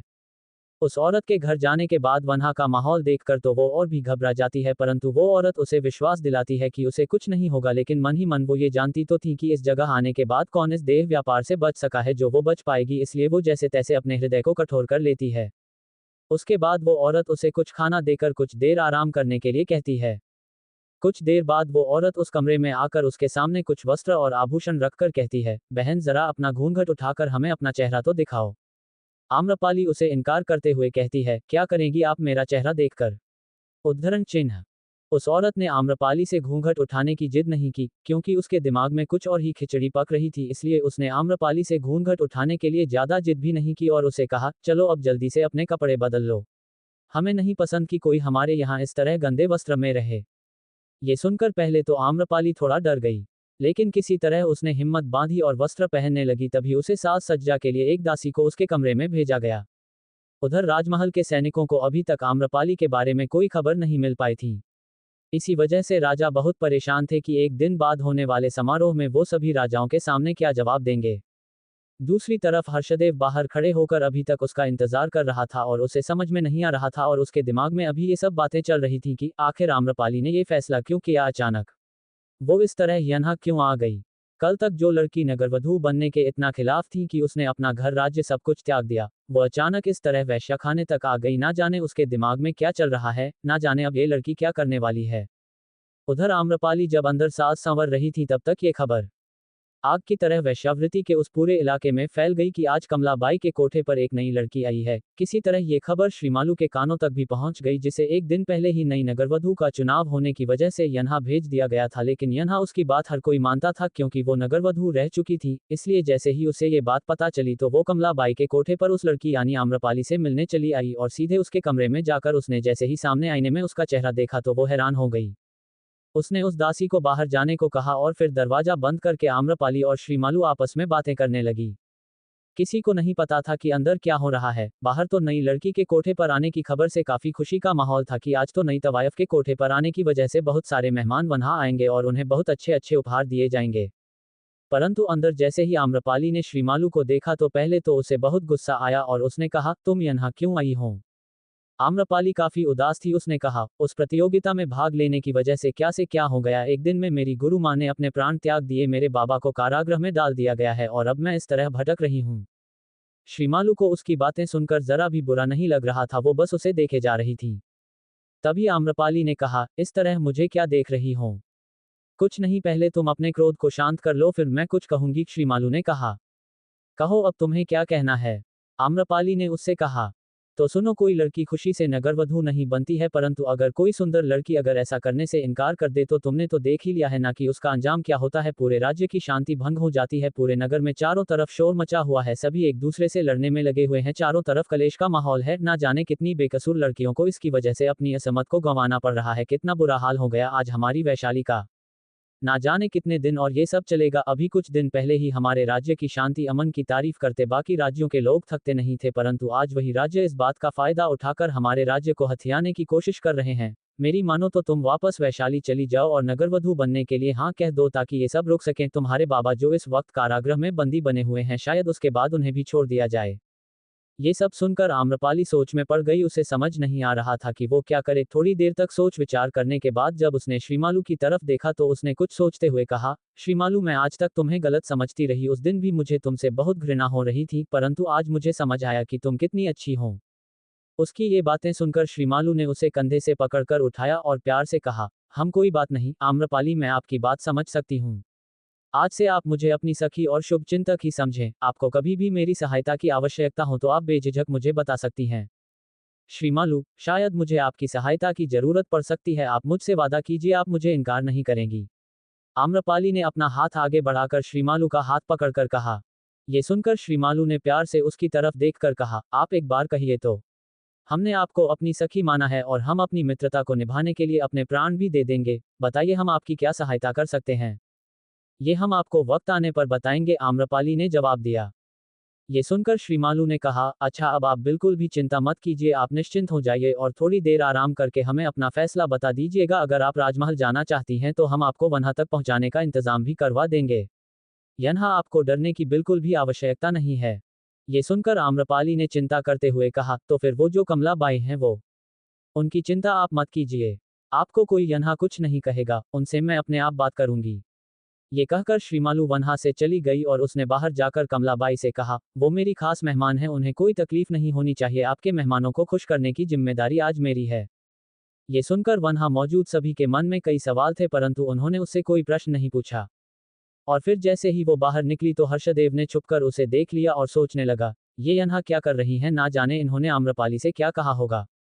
उधर आम्रपाली गहरी सांस लेकर सोचने लगी, हम अब तो मुझे लगता है मुझे राजमहल जाना ही होगा, वरना ना जाने कितनी खून की नदियां बह जाएंगी। मेरे ऐसा करने से कम मेरे बाबा की जान तो बचेगी। उस प्रतियोगिता में भाग लेने की गलती मेरी ही थी और अब मुझे ही उसका परिणाम भुगतना होगा। अब मैं मेरे बाबा को इस तरह अपने प्राण नहीं देने दूंगी, मैं राजमहल जरूर जाऊंगी। ये सोचकर आम्रपाली धीरे से बाहर खड़ी दासी को बुलाती है और अपना संदेश श्रीमालू तक पहुंचाने के लिए कहती है, आप हमारा ये संदेश श्रीमालू तक पहुंचा दे कि मैंने उन्हें याद किया है। और कुछ देर में श्रीमालू आम्रपाली से मिलने आ जाती है और कहती है, क्या बात है, कर लिया आपने निर्णय? आम्रपाली लंबी सांस लेकर कहती है, बस अब बहुत हो गया, मैंने फैसला कर लिया है कि मैं राजमहल जरूर जाऊंगी और अपने बाबा को उस कैद से बाहर निकालूंगी, फिर चाहे उसके लिए हमें अपनी जान ही क्यों ना देनी पड़े। हम अच्छी बात है ये तो, परंतु आपको भेस बदल कर जाना होगा, क्योंकि अगर आपको रास्ते में किसी ने पहचान लिया तो फिर कोई मुसीबत ना हो जाए। इस पर आम्रपाली ने जवाब दिया, आप उस बात की चिंता मत कीजिए, वो सब हमने विचार कर लिया है। आप बस हमारे जाने का इंतजाम करवाइए, हम आपके बहुत आभारी रहेंगे। उसकी बातें सुनकर श्रीमालू ने आम्रपाली को गले लगाते हुए कहा, इसमें आभार कैसा, अब आप हमारी सखी हैं, इसलिए हमें आपकी सहायता करने में प्रसन्नता होगी। अच्छा, आप यहाँ से जाने की तैयारी करें, हम आपके जाने का इंतजाम करवाते हैं। ये कहकर श्रीमालू कमरे से बाहर चली जाती है। एप 5 आम्रपाली ने नगरवधू बनने का किया फैसला। उसके बाद आम्रपाली ने एक भिखारीन का भेष बदला और श्रीमालू से विदाई लेने के लिए जब वो उसके कक्ष में पहुंची तो श्रीमालू ने भी उसे पहचाना नहीं और कहा, माते आप कहाँ से आई हैं? आप भी भ्रमित हो गई ना? आम्रपाली ने कहा, सच, आप तो पहचान में ही नहीं आ रही हैं। भेष बदले हुए उसके सैनिकों के साथ वैशाली के लिए निकल गई ताकि राजमहल तक पहुंचते हुए उसे कोई पहचान ना ले। वैशाली पहुंचते ही उसने उन सैनिकों से कहा, अब आप लोग जा सकते हैं, मैं अपने आप राजमहल चली जाऊंगी। जैसा आप कहें। ये कहकर वो सैनिक वापस चले गए। उधर पीछे पीछे वो नकाबपोश भी छुपकर आम्रपाली को देख रहा था। इधर उधर देखते हुए आम्रपाली की नजर भी उस पर पड़ी और उसने अपने आप से बातें करते हुए कहा, ना जाने ये नकाबपोश कौन है जो इतने दिनों से मुझ पर नजर रखे हुए है। खैर अभी पहले मुझे राजमहल पहुंचना होगा ताकि मैं बाबा को आजाद करवा सकूं। ये सोचकर वो राजमहल की तरफ बढ़ गई, लेकिन उसके चंद्रमा जैसे सुंदर चेहरे का तेज इतना चमक रहा था कि उसे हर पल इसी बात का डर सता रहा था कि उसे इस भेष में कोई पहचान ना ले। इसलिए उसने अपने चेहरे को घूंघट में थोड़ा सा ढक लिया। और फिर वैशाली में कदम रखते ही उसके होश उड़ गए। 2 दिन पहले चारों तरफ ढोल नगाड़ों की आवाजें गूंज रही थी। लोग खुशियां मना रहे थे। आज वहां सभी एक दूसरे के दुश्मन बने घूम रहे थे। औरतों का घर से निकलना मुश्किल हो रहा था, क्योंकि सभी इस बात से अनजान थे कि आखिर आम्रपाली खुद उस प्रतियोगिता में भाग लेने के बाद कहाँ गई, किसके साथ गई, जिस वैशाली की शांति अमन की बाकी राज्य प्रशंसा करते थकते नहीं थे। आज वहां चारों तरफ हाहाकार मचा हुआ था। आम्रपाली ने इससे पहले कभी वैशाली में ऐसा दृश्य नहीं देखा था। सैकड़ों वर्ष पूर्व स्त्री की वजह से नगर में कलह ना पैदा हो, इसलिए नगरवधू की प्रथा का चलन हुआ था। आज उसी प्रथा के चलते राज्य की ये हालत थी। एक पल के लिए ये दृश्य देखकर तो आम्रपाली भी अपने आप को कोसते हुए कहने लगी, हे ईश्वर, मुझे ऐसा सुंदर रूप दिया ही क्यों जिसकी वजह से आज मेरे राज्य में खून की नदियां बह रही हैं। ये सब देखकर वो भी डर गई, परंतु उसने हिम्मत जुटाई और राजमहल की तरफ अपने कदम बढ़ाए। बूढ़ी औरत का भेष धारण करके हाथ में लकड़ी लिए जैसे ही वो राजमहल के द्वार पर पहुंची तो पहरेदारों ने कहा, अरे माते, आप यहाँ से जाइए, अभी वैसे भी राजा साहब खुद बड़े परेशान हैं। ये सुनकर आम्रपाली ने बूढ़ों की तरह कांपती हुई आवाज में कहा, अरे जरा मुझे अपने महाराज के पास ले चलो, शायद मैं उनकी समस्या का हल बता सकूं। तभी ये सुनकर एक दरबान ने कहा, माताजी आप क्या हल निकालेंगी? पूरे नगर में अफरा तफरी मची हुई है, कृपया करके आप यहाँ से जाइए। तभी आम्रपाली ने हाथ जोड़कर जिद करते हुए कहा, क्षमा करना पुत्र, मुझे एक बार अपने महाराज के पास ले चलो, मैं सत्य कह रही हूँ, मेरे पास उनकी समस्या का हल है। उसकी जिद सुनकर दरबान महाराज के पास गया और बोला, महाराज, राजमहल के द्वार पर एक बूढ़ी औरत आई है जो बार बार आपसे मिलने का आग्रह कर रही है। महाराज अभी आम्रपाली की वजह से काफी परेशान थे, क्योंकि उस समारोह में सिर्फ एक ही दिन बाकी था, इसलिए उन्होंने परेशान होकर कहा, अभी किसी से नहीं मिलना चाहते हैं हम, उन्हें कुछ भिक्षा देकर यहाँ से वापस भेज दीजिए। महाराज, वो बूढ़ी औरत का कहना है कि उनके पास आपकी समस्या का हल है। दरबान ने कहा, नहीं, अभी हमें किसी से नहीं मिलना है, जाइए यहाँ से। महाराज ने हाथ हिलाकर मना करते हुए कहा। ये सुनकर दरबान मुड़कर वहां से जाने लगा, परंतु अचानक राजा को ना जाने क्या हुआ, उसने दरबान को आवाज लगाकर कहा, सुनिए, उस बूढ़ी औरत को हमारे पास ले आइए। जो आ गया महाराज। ये कहकर दरबान राजदरबार के द्वार की तरफ चला गया। चलिए, आपको महाराज ने भीतर बुलाया है, दरबान ने बूढ़ी औरत को अंदर की ओर इशारा करते हुए कहा। ठीक है बेटा, चलो। ये कहकर आम्रपाली उस दरबान के साथ अंदर की तरफ जाने लगी। दरबान के साथ अंदर जाते ही राजा के कक्ष के बाहर पहुंचते ही दरबान ने अंदर जाने का इशारा करते हुए कहा, प्रवेश कीजिए। उसकी बात सुनकर आम्रपाली ने कमरे के अंदर प्रवेश किया और राजा के सामने जाकर बुढ़िया की तरह खड़ी हो गई। राजा की नजर जैसे ही उस बुढ़िया पर पड़ी तो उसने दरबान की तरफ बाहर जाने का इशारा किया और उस बुढ़िया से कहा, माते, कहिए आपके पास मेरी समस्या का क्या हल है? आपको पता भी है मेरी क्या समस्या है? उद्धरण चिन्ह। जब राजा ने आम्रपाली से ये कहा तो उनकी नजर द्वार की तरफ थी, इसलिए आम्रपाली ने अपने सर से बुढ़िया के बाल हटाते हुए कहा, जरा एक बार हमारी तरफ देखिए तो आपको आपके सभी प्रश्नों के उत्तर खुद ब खुद मिल जाएंगे। ऐसा क्या है जिससे हमारे प्रश्नों के उत्तर हमें मिल जाएंगे? ये कहकर जैसे ही राजा ने सर उठाकर आम्रपाली की तरफ देखा तो उनके मुंह से आगे कुछ शब्द निकल ही नहीं पाए और वो उसे देखते ही रह गए। राजा को इस तरह हैरान अवस्था में देखकर आम्रपाली ने कहा, क्या हुआ महाराज, आपको आपके प्रश्नों के उत्तर मिले या नहीं? अभी भी महाराज इतने अचंभे में थे कि उनके मुख से शब्द ही नहीं निकल पा रहे थे। तभी अचानक उन्होंने हैरान होकर कहा, ये क्या आम्रपाली, आप यहाँ इस अवस्था में? उद्धरण चिन्ह।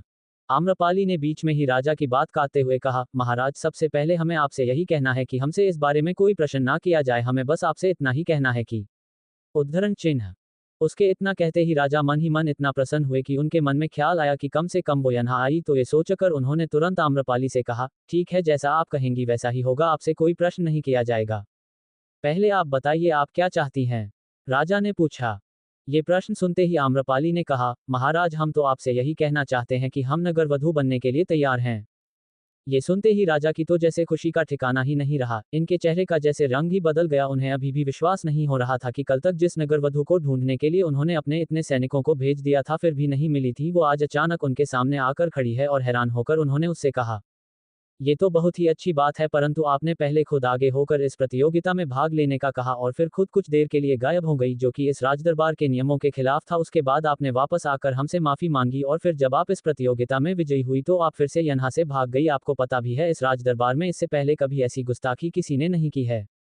ये सब सुनकर आम्रपाली ने कहा, महाराज मैंने आपसे अभी एक क्षण पहले ही कहा कि मुझसे किसी तरह का कोई प्रश्न नहीं पूछा जाएगा। ठीक है, हम तो बस ऐसे ही जानकारी के लिए पूछना चाहते थे, राजा ने कहा। आम्रपाली ने पूरी सूझबूझ से कहा, तो महाराज नगरवधु बनने के लिए हमारी दो शर्तें होंगी। वो क्या? राजा ने अपनी भौहें चढ़ाकर पूछा। ये सुनकर आम्रपाली ने बड़ा सोच समझकर कहा, हमारी पहली शर्त तो ये है कि हमारे नगरवधु की गद्दी पर बैठने से पहले ही आप हमारे बाबा को बंदीगृह से रिहा कर देंगे। ये बात सुनकर ही राजा सोच में पड़ गए। उन्होंने आश्चर्य से आम्रपाली की तरफ देखकर इनकार करते हुए कहा, नहीं देवी, हम ऐसा नहीं कर सकते हैं, और अगर हमने ऐसा किया तो ये हमारे राजमहल के नियमों के विरुद्ध होगा। आज आम्रपाली ठान चुकी थी कि अब वो अपने बाबा को छुड़ाकर ही रहेगी, इसलिए उसने पूरे विश्वास के साथ कहा, परंतु महाराज आपको मेरी ये शर्त तो माननी ही होगी, वरना मैं नगरवधु की गद्दी पर कभी नहीं बैठूंगी। उसकी ये बात सुनकर राजा ने उसके सामने अपनी मजबूरी जताते हुए कहा, नहीं देवी, ऐसा संभव नहीं है, क्योंकि राजमहल की राजसभा में जो फैसला एक बार सुना दिया जाता है उसे हम बदल नहीं सकते हैं। ये हमारे हाथ में नहीं है, ये राजमहल के नियमों के विरुद्ध होगा। आप हमारी बात को समझिए। इसके अलावा आप हमसे जो कुछ करने को कहेंगी हम आपके नगरवधु बनने के बदले वो करने को तैयार हैं, परंतु हमें इस कठिन परिस्थिति में मत डालिए। कुछ देर तक ध्यान से सोचने के बाद आम्रपाली ने कहा, ठीक है महाराज, तो आपको हमें कुछ देर के लिए हमारे पिताजी से मिलने की इजाजत देनी होगी। हम नगरवधु की गद्दी पर बैठने से पहले अपने पिता से मिलना चाहते हैं। ये सुनकर राजा कुछ देर के लिए सोच विचार करने लगे और फिर उन्होंने जवाब दिया कि ठीक है, अगर आप यही चाहती हैं तो हम आपकी ये इच्छा पूरी कर सकते हैं, परंतु आपको हमें वचन देना होगा कि आप लौटकर अवश्य नगरवधु की गद्दी पर बैठेंगी, क्योंकि अब आपका इस गद्दी पर बैठना इस राज्य की मान प्रतिष्ठा के लिए आवश्यक है। आम्रपाली समझ चुकी थी कि राजा उसके नगरवधु बनने की बात से बहुत खुश हैं, इसलिए उसने बड़ी समझदारी से जवाब दिया, जी महाराज, हम आपको वचन देते हैं कि हम इस नगरवधु की गद्दी पर अवश्य बैठेंगे, अन्यथा हमें मृत्युदंड दे दिया जाए। महाराज ने कहा, ठीक है देवी, अभी कुछ देर आप विश्राम कक्ष में विश्राम कीजिए, कुछ देर में आपको हमारे सैनिक कारागृह तक ले जाएंगे जहां महानमन को बंदी बनाकर रखा गया है। राजा ने कुछ सैनिकों को वहां बुलाया और कहा, आम्रपाली को उनके विश्राम कक्ष में ले जाया जाए। राजा का आदेश पाते ही सैनिक आम्रपाली को विश्राम कक्ष की तरफ ले गए। आम्रपाली के चेहरे पर अपने पिता से मिलने की खुशी साफ नजर आ रही थी, परंतु इस समय उसके मन में क्या विचार चल रहा है ये कोई नहीं जानता था। वो सोच रही थी, अब हमें कैसे भी करके अपने पिता को इस कारागृह से मुक्त कराना होगा और किसी ऐसी सुरक्षित जगह भेजना होगा जहां राजा के सैनिक ना पहुंच सकें। विश्राम कक्ष तक पहुंचने के बाद भी टहलते हुए वो इसी बात पर विचार करने लगी, क्योंकि उसे इस समय सबसे ज्यादा फिक्र अपने बाबा की थी, इसलिए उसने तय किया कि वो किसी भी तरह अपने बाबा को वहां से मुक्त कर ही देगी। कुछ दिनों पहले तक हिरणी जैसी सुंदर दिखने वाली आम्रपाली की दुनिया उसके बाबा, अम्बे माँ, हर्षदेव और गुरु आचार्य के इर्द गिर्द ही थी। आज वही आम्रपाली जीवन की कुछ ऐसी सच्चाई को देख चुकी थी कि उसके मन में अभी यही विचार चल रहा था कि अब हमें समझ आ गया था है कि कभी कभी हमें ना चाहते हुए भी दूसरों की खुशियों के लिए कुछ बलिदान करना ही पड़ता है, और अब अम्बे माँ को खोने के बाद हम नहीं चाहते हैं कि बाबा को भी हमारी वजह से अपने प्राणों की बलि देनी पड़े, इसलिए हमें ये बलिदान देना ही होगा, इसी में सबकी भलाई है। और फिर कुछ देर में उसे कारागृह की तरफ ले जाया गया। कारागृह के बाहर पहुंचते ही आम्रपाली ने सैनिकों से कहा, आप यहीं रुकिए, हम अभी अपने बाबा से मिलकर आते हैं। सैनिक वहीं रुक गए और फिर आम्रपाली अपने बाबा से मिलने कारागृह के अंदर चली गई। वहां जाते ही जैसे ही उसने बाबा को देखा तो वो उन्हें गले लगाकर रोने लगी। उसे देखकर उसके बाबा यानी महानमन की आंखें भी नम थीं और उन्होंने नम आंखों से अपनी पुत्री से कहा, बेटी तुम यहाँ क्यों आई हो? ये सुनकर आम्रपाली ने कहा, बाबा आप ये क्या कह रहे हैं, आपको यहाँ कारागृह में भेजने की खबर सुनकर मैं चुपचाप कैसे बैठ सकती थी? मैंने तो तुम्हें पहले ही बताया था कि तुमने उस दिन राजमहल जाकर जो गलती की उसका अंजाम अब सभी को भुगतना होगा। देख लिया ना कि तुम्हारे बाबा क्यों नहीं चाहते थे कि तुम राजमहल में कदम रखो। तुम बाल्यपन से इतनी सुंदर थी कि हमें तुम्हारे बचपन से ही इस बात का डर था, क्योंकि हम जानते थे कि जिस दिन तुम पर वैशाली के राजमहल के किसी पुरुष की नजर पड़ी तो अनर्थ हो जाएगा, क्योंकि आज तक कोई भी खूबसूरत स्त्री वैशाली की इस कुप्रथा से नहीं बच पाई है, और इस राज्य की खुशी के लिए हर खूबसूरत स्त्री को ये बलिदान देना ही पड़ता है।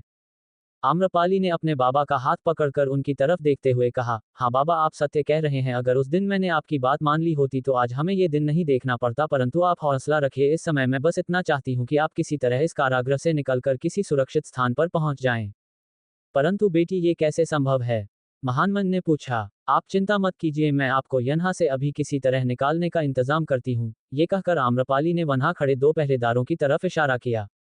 उसके बाबा को समझ नहीं आया कि आम्रपाली अब क्या करने वाली है, परंतु आम्रपाली ने अब ठान लिया था कि वो अपने बाबा को यन्हा से छुड़ाकर ही दम लेगी, इसलिए उसने उन पहरेदारों के पास जाकर उन्हें अपनी अदाओं से रिझाने की कोशिश की। उसके सुंदर चेहरे को देखकर भला किसका मन था जो मचल नहीं जाता।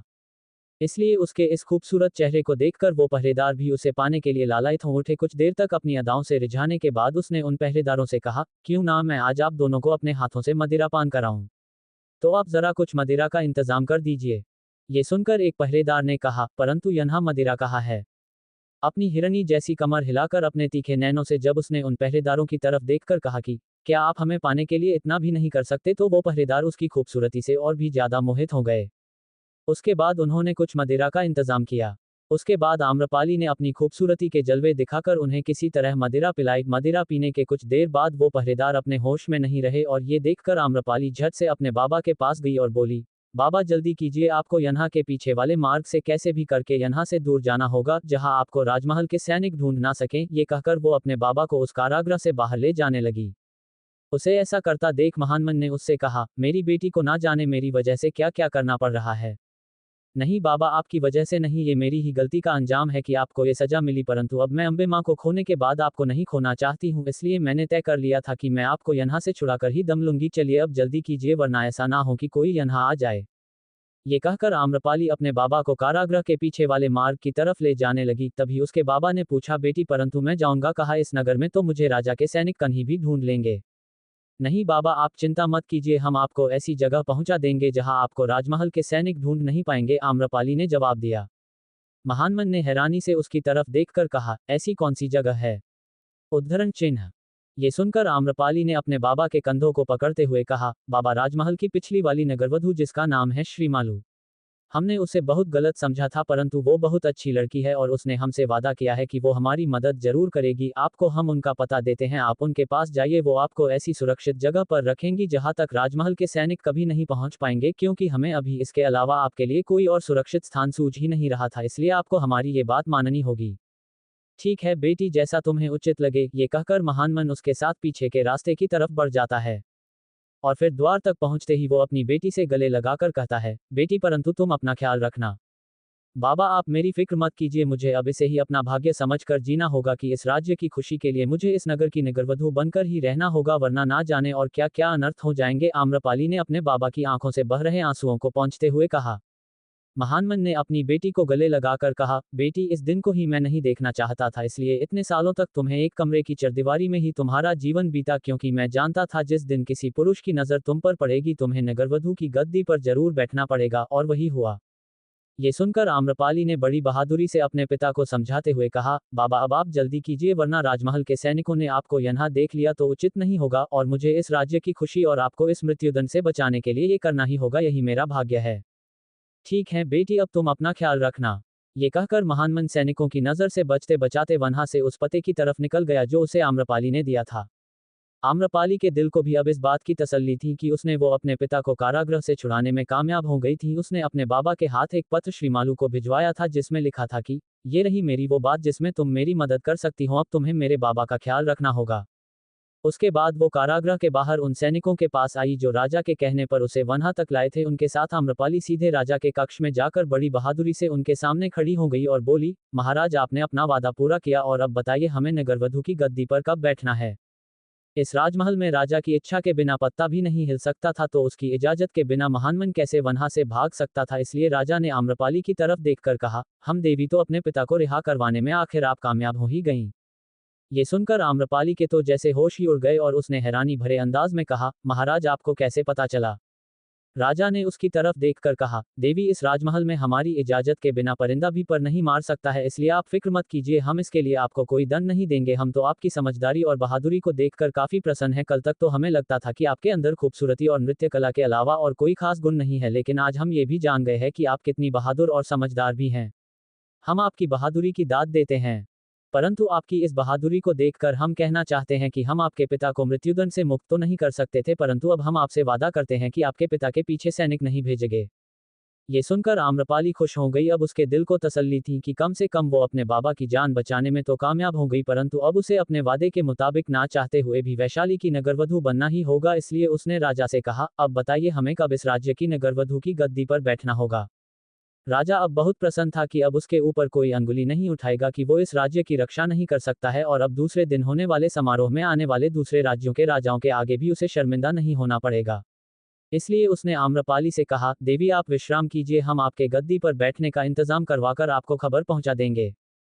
ये कहकर राजा आम्रपाली को विश्राम कक्ष में भेज देते हैं और खुद उसे नगरवधु की गद्दी पर बैठाने के लिए अपने कुछ खास मंत्रियों से कहकर उसका सारा इंतजाम करने के लिए कहते हैं। पर क्या मैंने जो किया वो सही था और क्या मैं अब जो करने जा रही हूँ वो सही है, ना जाने आगे क्या होगा।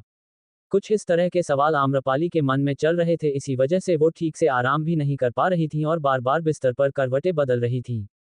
आज तक जो खूबसूरत चेहरा खिला खिला और हमेशा चहचहाता रहता था, इन 2-3 दिनों में उसने जिंदगी की ना जाने कितनी सच्चाइयों का सामना कर लिया था, जिसकी वजह से उसके दिमाग में इतनी सारी बातें चल रही थी। तभी वो अपने आप से बातें करने लगी, क्या अभी भी मुझे नगरवधु नहीं बनना चाहिए? परंतु अब तो मैं अपने वचन से पीछे नहीं हट सकती हूँ, क्योंकि पहले ही मेरी ऐसी गलती की वजह से मेरे बाबा, गुरु माँ और इस शहर को काफी सजा मिल चुकी है। अब और मेरी वजह से इतने लोगों को मुसीबत में नहीं डाल सकती हूँ, इसलिए मुझे ये करना ही होगा। तभी उसके कक्ष की तरफ आते हुए किसी के कदमों की आहट उसे सुनाई दी और उसने जब मुड़कर दरवाजे की तरफ देखा तो एक दासी वहां खड़ी थी, जिसने आकर कहा, आम्रपाली जी, ये लीजिए कुछ भोजन कर लीजिए, कल सुबह आपको नगरवधु की गद्दी पर भी बैठना है, जिसके लिए कल शाम को एक बहुत बड़ा जश्न भी रखा गया है। कुछ देर तक आम्रपाली उसकी बात सुनकर कुछ नहीं कह पाए और फिर उसने कहा, यहां रख दो और तुम जाओ। ठीक है, ये कहकर वो दासी वहां से चली गई। ना जाने कल क्या होगा। आम्रपाली के जहन में बस यही सवाल घूम रहे थे, क्योंकि उस दिन उसने जो श्रीमालू के कक्ष का दृश्य देखा था उसने उसे अंदर तक झकझोर दिया था। उसे समझ में ही नहीं आ रहा था कि वो अब क्या करेगी, तो आज उसे भोजन कहाँ से भाता, इसलिए वो पूरी रात भूखी प्यासी वहां करवटें बदलती रही। सुबह होते ही आम्रपाली के कक्ष में एक दासी ने आकर कहा, महाराज ने ये लीजिए वस्त्र और आभूषण भिजवाए हैं, आप जल्दी से तैयार हो जाइए। ये कहकर वो दासी वहां से चली गई और फिर एक दासी तैयार होने में उसकी मदद करने वहां आई, जिसने आम्रपाली के चेहरे पर एक अजीब से भाव देखकर कहा, क्या हुआ देवी? आम्रपाली अभी भी कहीं खोई खोई सी थी, इसलिए उसने दासी के प्रश्न को सुना नहीं। तभी उस दासी ने उसके करीब जाकर कहा, क्या हुआ देवी? चलिए मैं तैयार होने में आपकी मदद किए देती हूँ। तब जाकर आम्रपाली ने ये बात सुनी और कहा, नहीं मैं अपने आप तैयार होकर आती हूँ। और फिर जब वो वस्त्र और आभूषण पहनकर तैयार हुई तो ऐसा लग रहा था मानो अभी अभी कोई अप्सरा स्वर्ग से उतरकर आई हो और फिर उसे राजसभा में ले जाया गया। आज भी राजदरबार को खूब अच्छे से सजाया गया था। चारों तरफ महकते फूलों की खुशबू से सारा राजदरबार महक रहा था। ढोल नगाड़ों की आवाजों से सारा वैशाली झूम उठा था। फिर से एक बार वैशाली में वही चहल पहल नजर आ रही थी जो आम्रपाली के जाने से कन्ही खोसी गई थी, और आज फिर से आम्रपाली को नगरवधु की गद्दी पर बैठते हुए देखने के लिए पूरे वैशाली के पुरुष राजदरबार में मौजूद थे। और जैसे ही आम्रपाली को राजदरबार में लाया गया तो सबकी नजरें उसे ही देख रही थी। एक पल के लिए तो गिद्ध जैसी आंखें अपनी तरफ देखकर उसे ऐसा लगा मानो अभी के अभी यहाँ से भाग जाऊं, परंतु वो ऐसा नहीं कर सकती थी, इसलिए चुपचाप आकर खड़ी हो गई। उसके मन में ना जाने कितने विचार चल रहे थे। तभी कन्ही से उसे वो नकाबपोश फिर से वहीं भीड़ में नजर आया, जिसे देखकर आम्रपाली के दिमाग में ख्याल आया, आखिर ये नकाबपोश है कौन जो हर जगह सबकी नजरों से छुपकर उसे देखता रहता है। उस नकाबपोश की मुस्कान देखकर ऐसा लग रहा था जैसे वो कहना चाहता हो, देखा तुम्हें यहाँ लौट कर आना ही पड़ा ना, इस प्रथा से आज तक वैशाली में कोई नहीं बच पाया है।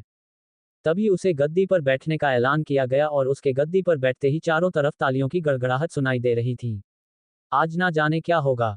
उसकी खूबसूरती के चर्चे पूरी वैशाली में हो रहे थे। कितनी खूबसूरत है ना, अब इसे पाने के लिए हमें आपस में लड़ना नहीं होगा, हमारे महाराज ने आखिर इसे ढूंढ ही लिया। कुछ इस तरह की बातें राजदरबार में सुनाई दे रही थी, क्योंकि अभी तक किसी को पता नहीं था कि आम्रपाली खुद वहां आई थी और उसने अपने बाबा को आजाद करवाने के लिए ये फैसला किया था। जैसे ही ये बात आम्रपाली के कानों तक पहुंची तो जिस खूबसूरती की लोग तारीफ करते थकते नहीं थे, उसी खूबसूरती को वो कोस रही थी। क्यों दिया भगवान ने मुझे ये खूबसूरत यौवन? अगर आज मैं इतनी खूबसूरत ना होती तो शायद इस गद्दी पर मैं नहीं होती और अपने बाबा के पास आराम से जी रही होती। जिस दिन के डर से मेरे बाबा और अम्बे माँ ने मुझे इतने साल दुनिया से छुपा कर रखा, आखिर वो दिन आ ही गया। बस अभी कुछ ही देर में आम्रपाली को राज घुंघरू पहनाए जाएंगे और फिर वो हमेशा के लिए इस नगर की नगरवधु बन जाएगी, जिसके नृत्य को देखने के लिए ना जाने कहाँ से राजा आने वाले थे।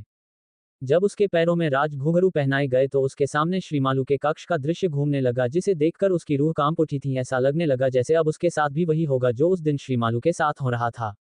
राज घुंघरू पहनाते ही मंत्री ने ऐलान किया कि आज रात बाकी राज्यों से आने वाले राजाओं के सामने नगरवधु बनने के बाद आम्रपाली पहली बार नृत्य पेश करेगी और फिर हर बार की तरह नई नगरवधु के साथ पहली बार उन खास पलों का आनंद लेने का अधिकार सबसे पहले इस राज्य के राजा का है। इसलिए आज की सभा यहीं समाप्त की जाती है।